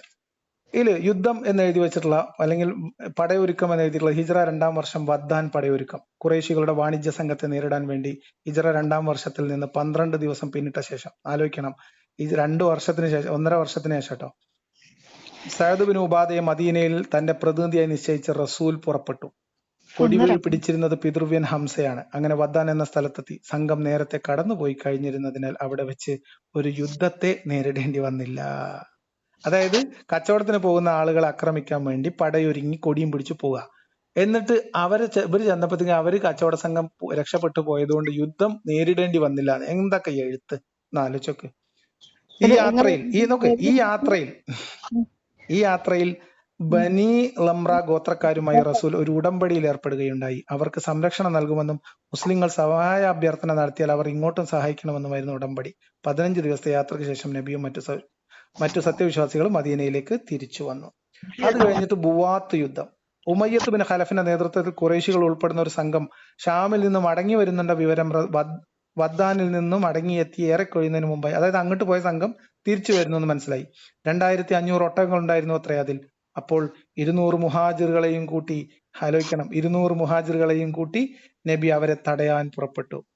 റബീഉൽ അവൽ മാസത്തിലായിരുന്നു അത്. സഅദ് ബിൻ അബി വക്കാസാണ് പതാക ഏന്തിയിരുന്നത്. ബുവാത്ത് എന്ന സ്ഥലത്തെത്തിയപ്പോൾ, ഒരു മിനിറ്റ് കേൾക്കൂ, സ്ഥലത്തെത്തിയപ്പോൾ സംഘം കടന്നുപോയത് മനസ്സിലാക്കുകയും ഒന്നും ചെയ്യാൻ കഴിയാതെ തിരിച്ചു പോരുകയും ചെയ്തു. മുശ്രിക്കുകൾ സ്വയം ജാഗ്രതയും, ശ്രദ്ധിച്ചു കേട്ടോ, മുശ്രിക്കുകൾ സ്വയം ജാഗ്രതയും സൂക്ഷ്മതയും പാലിച്ചതുകൊണ്ടും മദീനക്കാരിൽ നിന്ന് അവരെ കുറിച്ചുള്ള വിവരങ്ങൾ മറച്ചുവെക്കാൻ ശ്രമിച്ചതുകൊണ്ടുമായിരുന്നു ഈ വിധം സംഭവങ്ങളെല്ലാം ഉണ്ടായത്. ഉഷൈറ യുദ്ധം. ഖുറൈശികളുടെ ഒരു വലിയ സംഘത്തെ ഷാമിലേക്ക് തിരിച്ചിട്ടുണ്ടെന്ന വാർത്ത ബുവാത്തിൽ നിന്ന് തിരിച്ചെത്തിയ ഉടനെ തന്നെ നബി അറിഞ്ഞു. ഖുറൈശികളുടെ എല്ലാ സമ്പൽ ശേഖരങ്ങൾ അതിലുണ്ടായിരുന്നു. ശ്രദ്ധിക്കണേ, ഒരു മിസ്കാലോ അതിലധികമോ സ്വത്തുള്ള മക്കയിലെ ഒരു ഖുറൈശി സ്ത്രീയോ പുരുഷനോ ആ സംഘത്തിൽ ഓഹരി കൊടുത്തയക്കാതിരുന്നില്ല. അബൂ സുഫിയാന് പിന്നെ ഹർബിന്റെ നേതൃത്വത്തിൽ 20-ലേറെ ആളുകളുമാകുന്നായിരുന്നു ആ സംഘം. 20 പേരുള്ള, ഞാൻ 40 എന്നൊക്കെ പറയുന്നുട്ടോ, തെറ്റാണ്. റസൂൽ 150 മുഹാജിർ, ഈ 20 ആളും അവരുടെ സമ്പത്തും പിടിച്ചടക്കാൻ വേണ്ടി മക്കയിൽ നിന്ന് ഷാമിലേക്ക് പോകുന്ന സംഘത്തെ തടയാൻ 150 മുഹാജിറുകളെയും കൂട്ടി ജമാദുൽ ഊല മാസത്തിൽ ആ സംഘത്തെ തെരഞ്ഞു പുറപ്പെട്ടു. പിതൃവ്യൻ ഹംസ തന്നെയായിരുന്നു ആ പ്രാവശ്യത്തെയും കൊടിവാഹകൻ. അബൂ സലാമത്ത് ബിൻ അബ്ദുൽ അസ്വദിനെയാണ് മദീനയുടെ ചുമതല ഏൽപ്പിച്ചിരുന്നത്. അങ്ങനെ ഉഷൈറയിൽ എത്തിയപ്പോൾ അവർക്ക് മനസ്സിലായി. ഞാൻ വായിച്ചു തരാം, ഞാൻ പറഞ്ഞുതരാം. നൂറുൽ യഖീൻ, അതിനൊക്കെ വേണമെങ്കിൽ നിങ്ങൾക്ക് തള്ളാം. പക്ഷെ ഇവിടെ അഹ്ലു സുന്നത്ത് വൽ ജമാഅത്തിന്റെ ഏതെങ്കിലും മതസംഘടനകളെ തള്ളിയതായിട്ട് എന്റെ അറിവിലില്ല. ഓക്കെ, നൂറുൽ യഖീൻ എന്ന് പറയുന്നത് എഴുതിയ ആളുടെ പേര് മുഹമ്മദ് ബിനു കുളിരി ബംഗോ അങ്ങനെ എന്താണ്. അത് മലയാളത്തിലേക്ക് തർജ്ജമ ചെയ്തതാണ് കേട്ടോ. അത് മുജാഹിദുകളും സുന്നികളൊക്കെ വേറെ വേറെ പരിഭാഷപ്പെടുത്തിയിട്ടുണ്ട്. ഓക്കെ, ഇനി നോക്കോ. അപ്പൊ ഇങ്ങനെ അവർ ചെന്നപ്പത്തിനും എന്തായി, ചുമതല ലഭിച്ചത്. ഉഷൈറയിലെത്തിയപ്പോൾ അവർക്ക് മനസ്സിലായി സംഘം സ്ഥലം വിട്ട് കഴിഞ്ഞു എന്ന്. ബനു മുദ്ലജിനോടും അവരുടെ സഖ്യകക്ഷികളോടും ഈ യാത്രാവേളയിൽ നബി ഉടമ്പടി ചെയ്യുകയുണ്ടായി. ഈ ഉടമ്പടിയിലൊക്കെ കഥ എന്താന്ന് പിന്നെ നമുക്ക് ചരിത്രത്തിന് വേറെ ഡീറ്റെയിൽസ് എടുക്കേണ്ടി വരും. അനന്തരം മദീനയിലേക്ക് മടങ്ങി കച്ചവട സംഘം മടങ്ങി വരുന്നത് പ്രതീക്ഷിച്ചു കൊണ്ടിരുന്നു. 1-ാം ബദർ കേട്ടോ. ഖുർസ് ബിൻ ജാബിർ, ഇതിനൊക്കെ തെളിവ് ഹദീസിലും തഫ്സീറിലും ഉണ്ട്. വെറുതെ ഇടങ്ങാറാവണ്ട. ഇതിനൊക്കെ സാധൂകരിക്കുന്ന തെളിവുകൾ ഹദീസിലുണ്ട്, തഫ്സീറുകളിലുണ്ട്, ഖുർആൻ വചനങ്ങളിൽ ഒളിഞ്ഞു കിടക്കുന്നുണ്ട്. ഖുർസ് ബിൻ ജാബിർ അൽ ഫിർഹി മദീനയെ മേൽച്ചിൽ സ്ഥലത്ത് വന്ന് കൊള്ളയടിച്ച്, അതിനിടയിൽ ഏതോ ഒരു സംഘം മദീനയുടെ പരിസരത്ത് എവിടെ വന്ന് എന്തോ കൊള്ളയടിച്ചു പോയ വിവരം അറിഞ്ഞ് നബി അപ്പൊ തന്നെ സെയ്ദ് ബിൻ ഹാരിസിനെ മദീനയുടെ കാര്യങ്ങൾ ഏൽപ്പിച്ച് അന്വേഷിച്ച് നബിയും കൂട്ടാളികളും പോയി.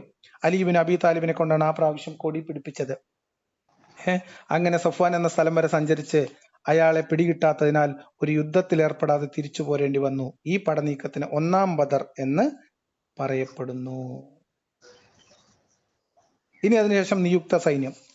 വേറെ വീണ്ടും അബ്ദുല്ലാഹിബിൻ ജേഷന്റെ നേതൃത്വത്തിൽ 8 പേരുടെ ഒരു സംഘത്തെ റസൂൽ ഈ വർഷം റജബ് മാസത്തിൽ നിയോഗിച്ചു. 2 ദിവസത്തെ യാത്രക്ക് ശേഷം മാത്രമേ തുറന്നു വായിക്കാവൂ എന്ന നിർദ്ദേശത്തോടെ മുദ്ര വെച്ച ഒരു കത്തും അദ്ദേഹത്തെ ഏൽപ്പിച്ചു. ഇതൊക്കെ ഹദീസിലുള്ള കേട്ടോ. 2 ദിവസത്തെ യാത്രക്ക് ശേഷം കത്ത് തുറന്നു നോക്കിയപ്പോൾ അതിൽ ഇങ്ങനെ എഴുതിയിരിക്കുന്നു: ഈ എഴുത്ത് വായിച്ചു കഴിഞ്ഞാൽ താങ്കൾ നഖൽ വരെ പോവുക. അവിടെ നിന്ന് ഖുറൈശികളുടെ നീക്കത്തെ ശ്രദ്ധിച്ച് പഠിച്ച് നമുക്ക് വിവരം തരിക. വിവരം പ്രചരിക്കുന്നത് ഭയന്ന് മദീനയിൽ വെച്ച് നബി യാത്രാ ഉദ്ദേശം അവരോട് പറഞ്ഞിരുന്നില്ല. പറഞ്ഞാൽ ശത്രുക്കൾ അറിഞ്ഞ് പതിയിരിക്കുകയും ചെയ്യും. ഈ ചെറു സംഘത്തിന് നേരെ അവരെ നേരിടാൻ കഴിയില്ലെന്ന് വ്യക്തവുമാണ്. അബ്ദുള്ള യാത്ര തുടർന്നു. യാത്രക്കിടയിൽ സഅദ് ബിൻ അബി വക്കാസും ഉത്ബത്ത് ബിൻ ഗസ്വാനും മാറി നിന്നു. തങ്ങൾക്ക് നഷ്ടപ്പെട്ട ഒട്ടകത്തെ അന്വേഷിച്ചു പോയി. ബാക്കിയുള്ളവർ യാത്ര തുടർന്ന് മക്കയിലെത്തി. അപ്പോഴാണ് ഖുറൈശി വ്യാപാര സംഘം അതുവഴി മക്കയെ ലക്ഷ്യമാക്കി കടന്നു പോകുന്നു. അമ്ർ ബിൻ ഹൽറമി, ഉസ്മാൻ ബിൻ അബ്ദുല്ലാഹിബിൻ മുഗീറ, അദ്ദേഹത്തിന്റെ സഹോദരൻ നൗഫൽ, ഹാക്കിമ ബിൻ ഖൈസാൻ എന്നിവരെല്ലാം ആ സംഘത്തിൽപ്പെടും. മുസ്ലിങ്ങൾ അവരുടെ കാര്യത്തിൽ ഏകോപിച്ചു. അവരുടെ സ്വത്ത് പിടിച്ചെടുക്കുവാനും തീരുമാനിച്ചു. റജബ് മാസം അവസാന ദിവസമാണ് മുസ്ലിങ്ങൾ അവരെ പിടികൂടിയത്. അങ്ങനെ അവർ അമ്ർ ബിൻ ഖൽറമിനെ വധിക്കുകയും ഉസ്മാനെയും ഹക്കമിനെയും ബന്ധനസ്ഥരാക്കുകയും ചെയ്തു. നൗഫൽ ഓടി രക്ഷപ്പെട്ടു. ഒട്ടകങ്ങളെ അവർ തെളിച്ചു കൊണ്ടുപോവുകയും പോയി. അതായിരുന്നു മുസ്ലിങ്ങൾ ഖുറൈശി ശത്രുക്കളോട് പൊരുതി പിടിച്ചെടുത്ത ആദ്യത്തെ ഗനീമത്ത് സ്വത്ത്. പിന്നീട് അവർ മദീനയിലേക്ക് മടങ്ങി. മുശ്രിക്കുകൾ അവരെ കണ്ടുപിടിക്കാൻ കഴിഞ്ഞില്ല. തുടർന്ന് മുസ്ലിങ്ങൾ മദീനയിലെത്തിയപ്പോൾ അവർ യുദ്ധം നിഷിദ്ധമായ വിശുദ്ധ മാസത്തിൽ യുദ്ധം ചെയ്ത വാർത്ത അവിടെയെങ്ങും പരന്നിരുന്നു. ഖുറൈശികളും ജൂതന്മാരും അതും പറഞ്ഞ് അവരെ ആക്ഷേപിച്ചു. മുസ്ലിങ്ങൾക്കും അവരുടെ നേരെ വൈരാഗ്യം തോന്നി.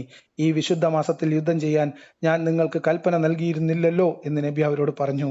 അവർ ദുഃഖപരവശരായി. അപ്പോഴാണ് സൂറ അൽ ബഖറയിലൂടെ അള്ളാഹു ഉണർത്തിയത്. താഴെ കൊടുക്കുന്ന വചനം അതിനെക്കുറിച്ച്: അവർ നിന്നോട് ചോദിക്കുന്നു, പറയുക, അതിൽ യുദ്ധം ചെയ്യുന്നത് ഗുരുതരമാണ്. എന്നാൽ അള്ളാഹുവിന്റെ മാർഗത്തിൽ വിലക്കുന്നതും അവനെ ധിക്കരിക്കുന്നതും മസ്ജിദുൽ ഹറാമിൽ നിന്ന് ജനങ്ങളെ തടയുന്നതും തദ്ദേശീയരെ അവിടെ നിന്ന് ബഹിഷ്കരിക്കുന്നതുമാണ് അള്ളാഹുവിൽ കൂടുതൽ ഗുരുതരം. ഫിത്ന കൊലയേക്കാൾ ഗുരുതരമാണ്. ഈ സൂക്തത്തിന്റെ അവതരണത്തോടെ അവർക്ക് ആശ്വാസമായി. മുശ്രിക്കുകൾ അവരുടെ കൂട്ടത്തിൽ നിന്ന് ബന്ധനസ്ഥരാക്കപ്പെട്ട 2 പേരെയും മോചിപ്പിക്കുന്നതിന് പ്രായശ്ചിത്തം നൽകാൻ സന്നദ്ധരായി. അപ്പോൾ നബി പറഞ്ഞു, സഅദും ഇത്തുബയും തിരിച്ചു വരട്ടെ. അവർ തിരിച്ചെത്തിയപ്പോൾ 2 ബന്ദികളെയും പ്രായശ്ചിത്തം വാങ്ങി നബി മോചിപ്പിച്ചു വിട്ടു. എന്നാൽ ഹക്കമ ബിൻ ഖൈസാൻ ഇസ്ലാം സ്വീകരിച്ച് മുസ്ലിങ്ങളുടെ കൂടെ താമസിക്കുകയുണ്ടായി. ഉസ്മാൻ അവിശ്വാസിയായി മക്കയിലേക്ക് മടങ്ങി. ഇനി ഇങ്ങോട്ട് തുടങ്ങിയാല് ഖിബലയെ മാറ്റുന്നത്, റമദാനിലെ വ്രതം, ഫത്ർ, സക്കാത്ത് അതൊക്കെ കഴിഞ്ഞിട്ടാണ് ബദർ യുദ്ധം വരുന്നത്. ആരാ വിശ്വാസിയായി മടങ്ങിയത്? അത് വേറെ ഉസ്മാൻ, നിങ്ങൾ പറഞ്ഞ ഉസ്മാനല്ല, വിചാരിച്ച ഉസ്മാനല്ല. ഇനി ബദർ യുദ്ധം കേട്ടോട്ടോ. നബി അന്വേഷിച്ച് പുറപ്പെട്ട് കണ്ടുപിടിക്കാൻ കഴിയാത്തതും മുമ്പ് ഷാമിലേക്ക് പോയതുമായ വമ്പിച്ച ആ സംഘം മടങ്ങി വരാറായി. സംഘത്തിന്റെ തിരിച്ചുവരവ് പ്രതീക്ഷിക്കുകയായിരുന്നു റസൂൽ. തിരിച്ചുവരവിനെ കുറിച്ച് കേട്ടപ്പോൾ തന്റെ അനുചരന്മാരെ വിളിച്ച് ഇങ്ങനെ പറഞ്ഞു: ആ ഖുറൈശികളുടെ വ്യാപാര സംഘം അതിനെ ലക്ഷ്യം വെച്ച് പുറപ്പെട്ടുകൊള്ളുക. അതിലെ ധനം അള്ളാഹു നിങ്ങൾക്ക് നൽകിയേക്കാം. ആഹ്വാനം ചിലർ ചെവിക്കൊണ്ടു, ചിലർക്കത് പ്രയാസമായി തോന്നി.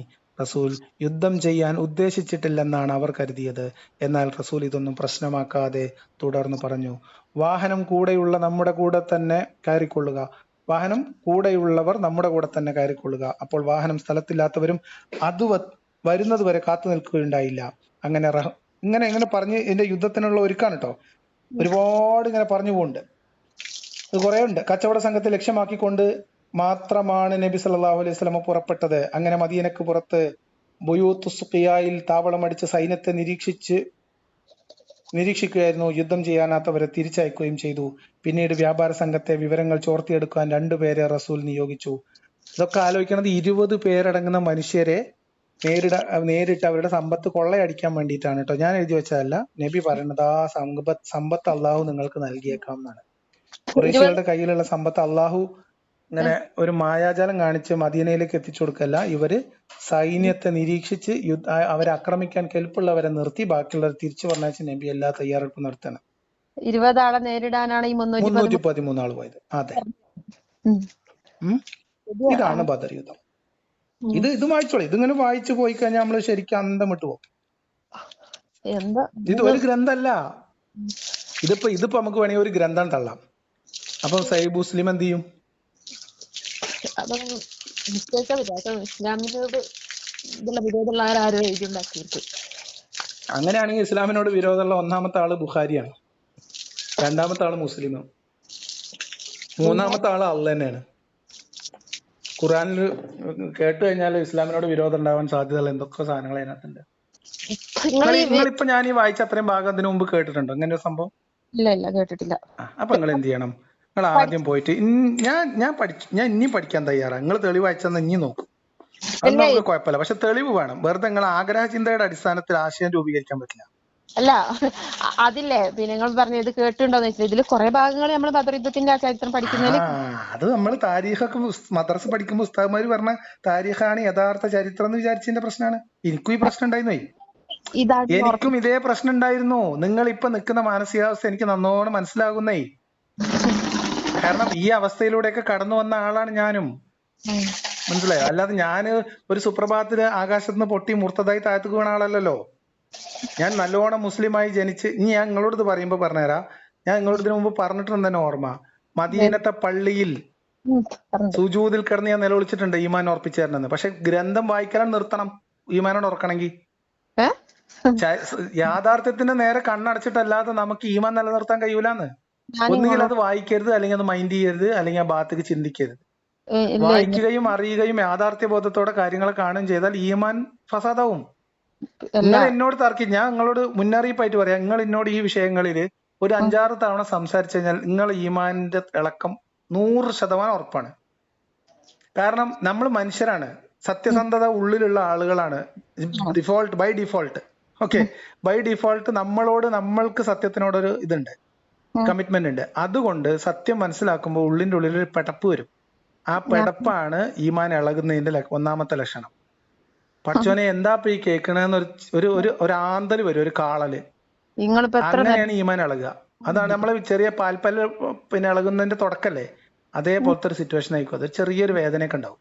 നിങ്ങളിപ്പോ ഇത്രയും നേരം പറഞ്ഞു, ഞാനിപ്പോ 3-4 വട്ടം നിങ്ങളെ വിളിച്ചില്ലേ, കുറേ നേരം ഞാൻ നിങ്ങളെ കാര്യം കേട്ടത്. പക്ഷെ എനിക്കൊരിളക്കവും വന്നിട്ടില്ല. അല്ല, ചില കാര്യങ്ങൾ നിങ്ങൾ പറയുമ്പോ ഞാൻ മനസ്സിലാക്കുന്ന അറിയാം, നിങ്ങൾ ഈ രൂപത്തിൽ ഇതിനെ മനസ്സിലാക്കിയതുകൊണ്ടാണല്ലോ എന്ന് ഞാൻ ചിന്തിക്കലുണ്ട്. പിന്നെ അങ്ങനെയൊക്കെ ഞാനും ചിന്തിച്ചിട്ടുണ്ട്. ഇതൊക്കെ എഴുതിയന്മാരെ തെറ്റായിരിക്കും, ഇതൊക്കെ നബിയുടെ കാലത്തിന് ശേഷം പിന്നെ എത്രയോ കാലം കഴിഞ്ഞ് എഴുതി ഉണ്ടാക്കിയ സാധനല്ലേ, രാജാക്കന്മാർ ഓല താല്പര്യത്തിന് എഴുതിയിട്ടുണ്ടാവും, മൂല്യന്മാർ ഓല താല്പര്യത്തിന് പ്രസംഗിച്ചിട്ടുണ്ടാവും എന്നൊക്കെ ഞാനും ആശ്വസിച്ചിരുന്നു. പിന്നെ മാത്രല്ല എന്താ പറഞ്ഞ പിന്നെ നിങ്ങൾ പറഞ്ഞല്ലോ, പിന്നെ ഖുർആൻ പടച്ചോനിൽ നിന്നുള്ള ഗ്രന്ഥാണ്, പടച്ചോൻ ഇറക്കിയതാണ് എന്ന് ഉറച്ചു വിശ്വസിക്കുന്ന ആൾ. അത് ഇനി അങ്ങനെ ഉറച്ചു വിശ്വസിക്കാൻ നിങ്ങൾക്ക് എല്ലാ അവകാശമുണ്ട്. പിന്നെ അതില് ഖുർആനില് നബീനെ പറ്റിയിട്ടും നബി റഹ്മത്തുൽ ആലമീൻ സത്യസന്ധൻ എന്ന് പടച്ചോൻ പറഞ്ഞതുകൊണ്ട് തന്നെ ഈ വിശ്വാസത്തിനോടൊപ്പം അതും ഞാൻ ഉറച്ചു വിശ്വസിക്കുന്നുണ്ട്. അതിൽ പടച്ചോൻ എന്ത് ചെയ്യണമെന്ന് വെച്ചാല് സഹീഹുൽ ബുഖാരിനെ തള്ളണം. ബുഖാരി ഞാൻ അത് മുമ്പ് നിങ്ങളോട് പറഞ്ഞു, ചില കാര്യങ്ങൾ കേൾക്കുമ്പോ എന്താണ് അതിന്റെ തുടക്കം, ഇതാണ് അതിന്റെ തുടക്കം, ഇതാണ് ഈമാൻ ഇളക്കുന്നതിന്റെ തുടക്കം.